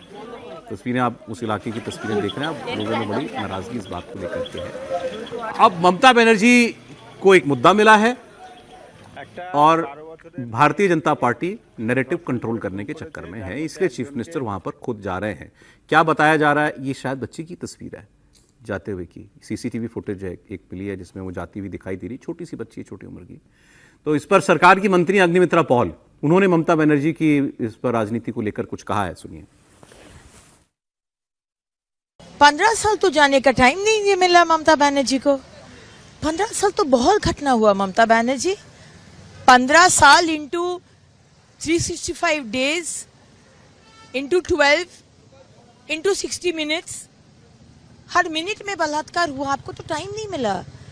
आपको तो छोड़िए, आपका तो मंत्री लोग, आपका विधायक, सांसद को जाने का भी टाइम नहीं मिला। हाँ, टाइम मिला था, मणिपुर जाने का टाइम मिला था, उन्नाव जाने का टाइम मिला था, हाथरस जाने का टाइम मिला था। बंगाल को जो महिला लोग धर्षण हुए थे, बच्ची जाने का टाइम नहीं मिला।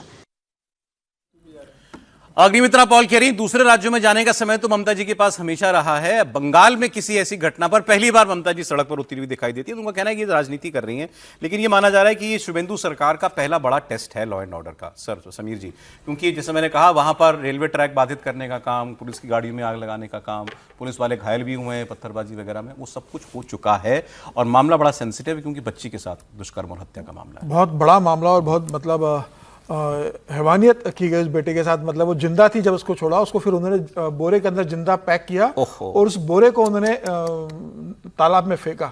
वो पानी और दम घुटने से उसकी मृत्यु हुई, लड़की जिंदा थी। तो इतना हैवानियत जिस राक्षस ने किया, उसको तो मुझे लगता है कि अब तक पकड़ के पुलिस को एनकाउंटर कर देना चाहिए था। किसी भी स्थिति में वो राक्षस बचने नहीं चाहिए। उनका घर पे बुलडोजर चले, जो हो सकता हो। लेकिन अब शुभेंदु चीफ मिनिस्टर ने कहा कि हम इनके लिए कैपिटल फांसी की सजा मांगेंगे। नहीं, आप एनकाउंटर कीजिए ना, फांसी की सजा मांगोगे, आप गिरफ्तार करोगे, कोर्ट में दोगे, सबूत होता है, नहीं होता है, बरी होता है, फांसी की सजा दोगे। आजकल जल्लाद कहाँ मिलते हैं? कितने लोग हैं कि फांसी की सजा हो गई, ये जल्लाद नहीं है तो सालों साल सजा नहीं होती है।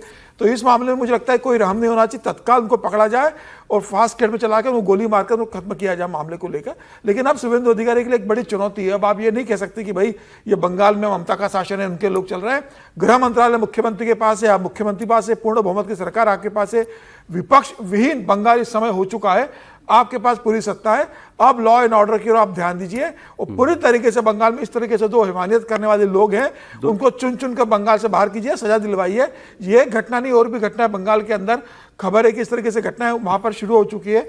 तो अब मुझे लगता है कि शुभेंदु अधिकारी का लॉ एंड ऑर्डर मुझे लग रहा है परीक्षा की। ममता जी के राज में दो बातें हमने हमेशा प्रॉब्लमेटिक पाई हैं जब तक उनका जो बातें आती थी।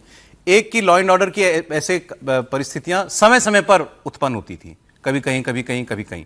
क्राइम पूरी तरीके से तो कोई राज्य नहीं खत्म कर पाया, कोई देश दुनिया का नहीं खत्म कर पाया, लेकिन आप उसको हैंडल कैसे करते हैं, सवाल इस बात पर होता है। तो ममता जी पर यह रहा कि वो भी लिपापोती करने के ज्यादा प्रयास करती थी, चाहे आरजी कर वाला मामला हो या कोई मामला। इस मामले में शुभेंदु अधिकारी दोनों बातें कह रहे हैं।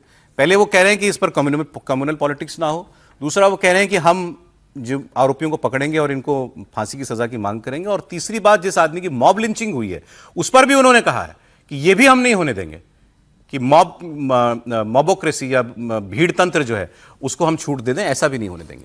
देखिए, समीर जी का गुस्सा जायज है और हम सबका उतना ही गुस्सा है, लेकिन मैं निवेदन करूंगा कि ये वाली लाइन अगली बार बोलने से पहले सोचिए कि उसको खोज के गोली मार दीजिए। ऐसा नहीं होना चाहिए। अगर कहीं कोई अपराधी है, कोई लड़ रहा है, कोई पुलिस पर गोली चला रहा है, तो उसका एनकाउंटर उन परिस्थितियों में होता है, उस पर बात हो सकती है। उसने जघन्य अपराध किया है, बर्बर निशंस काम किया है, और उसका सीधा सा एक लाइन का है कि उसको पकड़ा जाए और फांसी की सजा दिलाई जाए, जो राज्य सरकार भारतीय न्याय संहिता के दायरे में करेगी। शुभेंदु अधिकारी के लिए चुनौती इसलिए है क्योंकि ऐसी ही छोटी छोटी घटनाएं मिलकर वो कई बार बड़ी होती हैं। अच्छा उसका पहलू है, अच्छा शब्द नहीं कहना चाहिए, अच्छा पहलू यह है कि मुख्यमंत्री पहले दिन से एक्टिव हैं। कोई ऐसा सरकार का व्यक्ति नहीं है जो इस पर कोई ऐसी लीपापोती जैसी ऊट पटांग बातें कर रहा हो, बयानबाजी दे रहा हो कि क्यों शाम को निकली, क्यों दोपहर में निकली, जो ममता बनर्जी के समय में होता था। और एक बात और समझना पड़ेगा, बंगाल सचमुच बड़ा विचित्र हो गया है भाई। हम लोग ये मतलब जनगण मन और वंदे मातरम की भूमि पर इस तरह की चीजें लगातार लोगों की आदत में हो गई है। ठीक है, आपने ठीक कहा, कोई भी अपराध नहीं रोक सकता, लेकिन ऐसे अपराध करने का मतलब कई बार लगता है नहीं कि वहां शायद लोगों को ऐसे आदत हो गई या क्या हो गया है कि वो हत्या कर देंगे, दुष्कर्म कर देंगे, किसी को फांसी पे लटका देंगे खुद ही। इन सब को शुभेंदु अधिकारी को ठीक करना है और एक उदाहरण इस वाले मामले में प्रस्तुत होना चाहिए। अब ये मामला कितना गंभीर है तो आप इसे समझिए कि चीफ मिनिस्टर खुद परिवार से बात कर रहे हैं और अब मुलाकात करने के लिए जा रहे हैं। जो ममता बनर्जी करना चाह रही थी लेकिन नहीं कर पाई, मेरे ख्याल से तो वो वहां तक नहीं जा पाई, बोरीपुर तक वो नहीं गई है। कैंडल मार्च उन्होंने निकाल दिया था, तो चीफ मिनिस्टर उनसे एक कदम आगे दिखना चाहते हैं कि मैं पहले पहुंचा परिवार के पास। अभी अग्निमित्रा पॉल को तो आप सुन ही रहे थे कि ममता जी को कब फुर्सत रही। नहीं, अब अग्निमित्रा जी जो कह रहे हैं वो ठीक है, लेकिन जो मुख्यमंत्री हैं उनके लिए सही में ये अग्नि परीक्षा है और बड़ा मामला है कि इस पर कैसे कड़ी कार्रवाई की जा सकती है। मैं तो कह रहा एनकाउंटर के खिलाफ हमेशा ही रहता हूँ, किसी भी तरह के एनकाउंटर के, और कानून व्यवस्था है उसमें जो सजा होगी, फांसी होगी, जो भी होगा वो होना चाहिए। उसके लिए सरकार फास्ट ट्रैक पर आए और उसको काम करे। ये भी बात ठीक है शुभेंदु जी की कि इसके लिए आप रिलीजन को और कम्युनल उसको ना बनाएं, उससे बल्कि वो केस ही वीक होता है कई बार कि यदि आप पॉलिटिक्स उस तरह की पॉलिटिक्स करते हैं।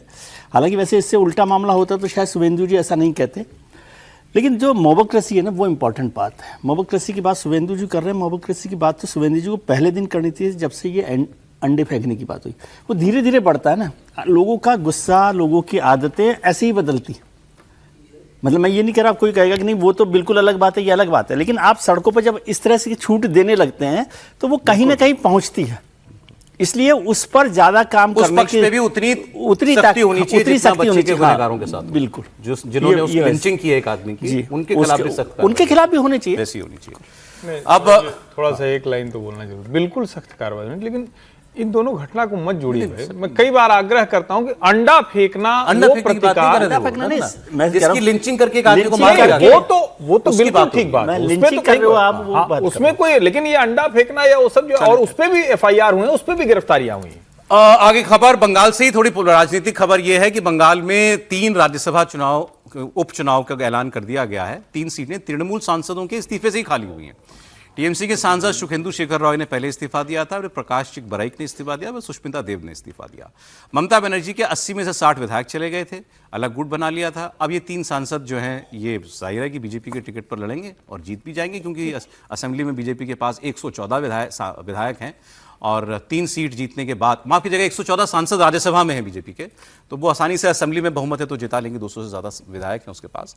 और राज्यसभा में बीजेपी का अपना आंकड़ा पहुंच जाएगा 117 और एनडीए पहुंच जाएगा 155। बीजेपी अपने दम पर बहुमत से 6 कदम पीछे रह जाएगी मात्र, और एनडीए राज्यसभा में 2/3 बहुमत से केवल 9 कम रह जाएगी। और ये 3-4 दशक के बाद ऐसा हो रहा है कि कोई एक सिंगल एक पार्टी राज्यसभा में बहुमत पर पहुंचे, क्योंकि राज्यसभा में बहुमत का मतलब है अधिकांश देश में आपकी सरकारें होनी चाहिए, तो वहां वो पहुंच गई। लंबे समय तक होना चाहिए, क्योंकि वो ऐसे नहीं होता। अब मुझे लगता है बीजेपी के लिए एक जिसको कहना चाहिए मुंह मांगी मुराद वाला है। एक तो आपने बताया कि बहुत लंबे अरसे बाद ऐसा होगा किसी पार्टी का बहुमत हो राज्यसभा में। दूसरा, जो 2-3 विधेयकों की हम लोग पहले चर्चा कर चुके हैं, उनको पारित कराने के लिए भी आपको 2/3 बहुमत की जरूरत है, राज्यसभा में भी, लोकसभा में भी।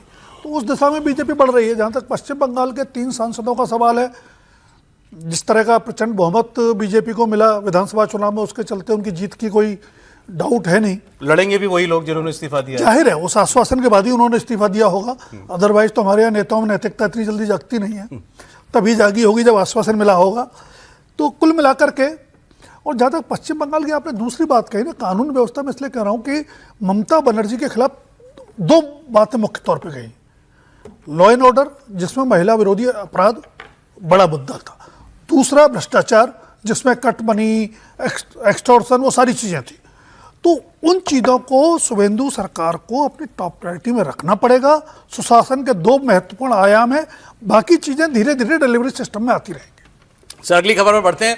इथेनॉल विवाद खत्म होने का नाम नहीं ले रहा है। इथेनॉल मतलब जिसको आजकल E20 विवाद भी कहा जा रहा है, मतलब पेट्रोल में 20% इथेनॉल मिश्रित करके अब वही पेट्रोल अवेलेबल है सब जगहों पर। 1 अप्रैल 2026 से E20 पेट्रोल को इजाजत दे दी गई है। और इंपॉर्टेंट ये डेट इसीलिए है कि इस डेट के बाद भारत में तमाम पेट्रोल पंपों पर E20 पेट्रोल ही मिल रहा है और कोई पेट्रोल नहीं मिल रहा।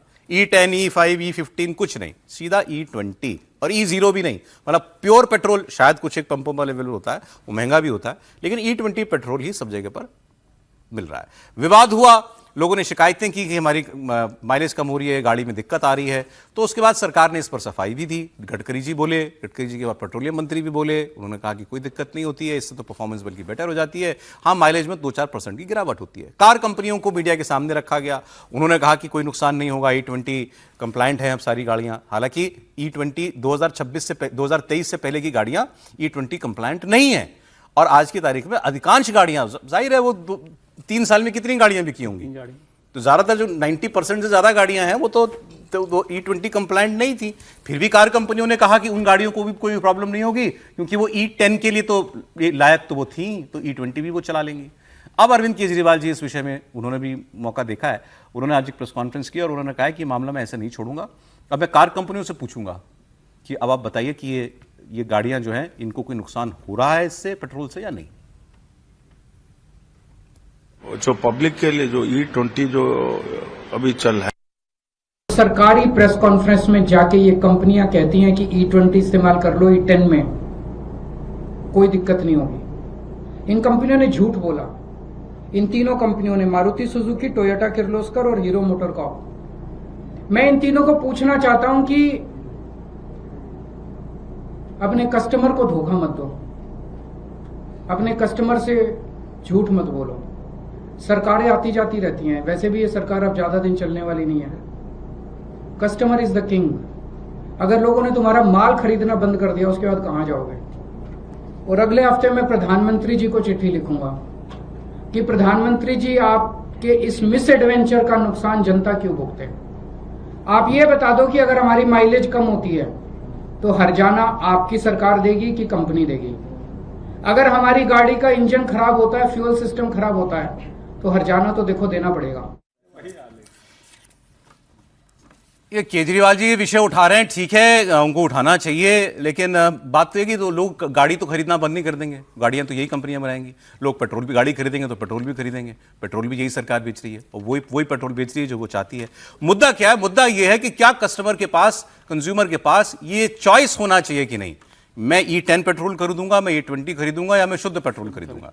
ये मेरे पास इसका राइट हो या ना हो। सरकार का विषय यह है कि मुझे तेल का आयात कम करना है, इसलिए भारत में एथेनॉल बना करके उसको हम ज्यादा से ज्यादा जितना मिक्स कर सकते हैं उतना हम मिक्स करते हैं। अच्छा, इसका टारगेट 2030 तक का था, इसको 4 साल पहले अचीव कर लिया गया E20 को, वरना E20 तक पहुंचने का जो रोड मैप था वो 2030 पर खत्म होता। अब एक रिपोर्ट है, वो रिपोर्ट 2021 में जब ये सारी बातें हो रही थी, ये टारगेट 2021 में तय किया गया था 2030 का। उस वक्त आज जो एसोसिएशन ये कह रही है कि गाड़ियों को कोई नुकसान नहीं है, society of Indian automobile manufacturers, इन्होंने उस वक्त ये कहा था कि E20 पर जब पहुंचो तो E10 की भी उपलब्धता रखना।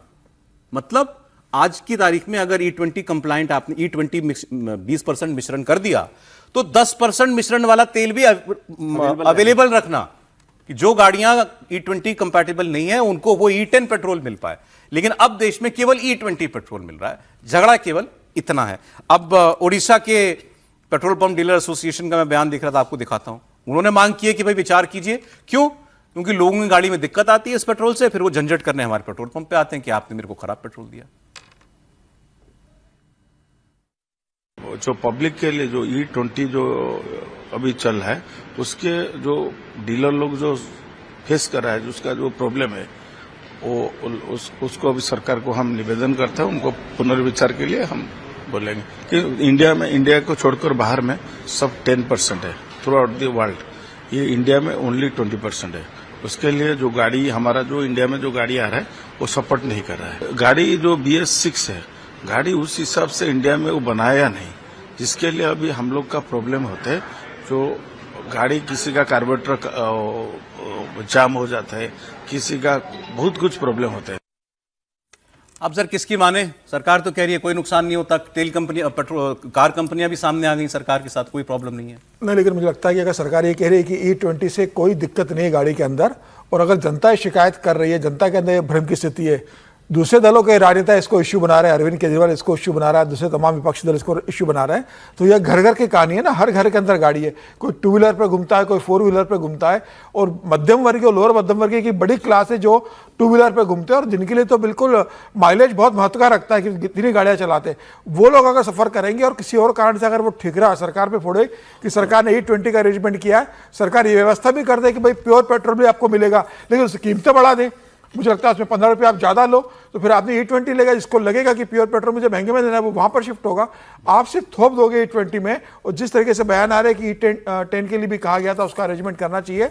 जनता में अगर भ्रम बना रहा है, जनता ये मान के चली कि भाई वो मैकेनिक ने कह दिया कि साहब E20 का आपकी गाड़ी खराब है हो ना। रही है, अब वो कितने लोग हैं जिनको प्रॉब्लम आ रही है? गाड़ी तो मैं भी रोज चला रहा हूँ, मेरी गाड़ी में प्रॉब्लम नहीं आ रही, लेकिन अब मुझे ऐसा आदमी मिल रहा है जो कह रहा है लगातार चलते रहेगी तो आपने यही मांगे चलता है गाड़ी में कुछ खराब हो रही है तो E20 से हो रहा है, माइलेज कम हो रहा है तो E20 से हो रहा है। आपकी गाड़ी कब की है? नहीं, पुरानी गाड़ी भी है।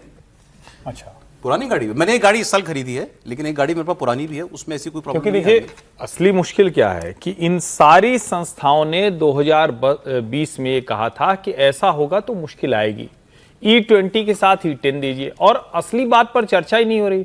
जब इस रिपोर्ट में कहा था कि आपकी होज पाइप, आपकी रबड़, आपकी जितनी ऐसी चीजें हैं वो खराब हो सकती हैं, एक रिपोर्ट तो यहां तक कहती है कि BS6 में भी लगातार अगर ये तेल पड़ेगा तो उसमें कुछ समय दिक्कत हो सकती है। और एक जो सबसे बड़ा सवाल बार बार मैं पूछ रहा हूं, हम जिस आयात को कम करने के लिए कर रहे हैं, एथेनॉल, लंबे समय तक क्या ये ठीक है? ये नहीं बताया जाता कि कुछ देशों ने उसको विड्रॉ। आपकी मांग क्या है? E10 भी अवेलेबल हो, यही है ना मांग? नहीं, मेरी तो मांग एक पहले स्टडी तो हो कि ये सही है कि गलत, आप जबरी थोपे जा रहे हैं। सबसे पहले आपकी गाड़ियां उसके लिए कंप्लायंस होनी चाहिए। अगर आपने उसको 4 साल एडवांस भी कर लिया, अच्छी बात है कि वो लक्ष्य आप पहले प्राप्त कर रहे हैं, तैयारी की क्या आपने? ठीक। और दूसरा विकल्प क्या है? 2023 के पहले की गाड़ियां किस पर चलेंगी? अगर नहीं पर चलेंगी तो नुकसान होगा। पहले तैयारी पूरी करते और उसके बाद बढ़ते इस पर आगे। सर, समय इतनी इजाजत दे रहा, बहुत धन्यवाद। त्रिपाठी जी, राजकुमार जी, विजय जी, समीर जी, बहुत शुक्रिया आपका। कल फिर मिलेंगे 1 बजे कहानी कुर्सी की में।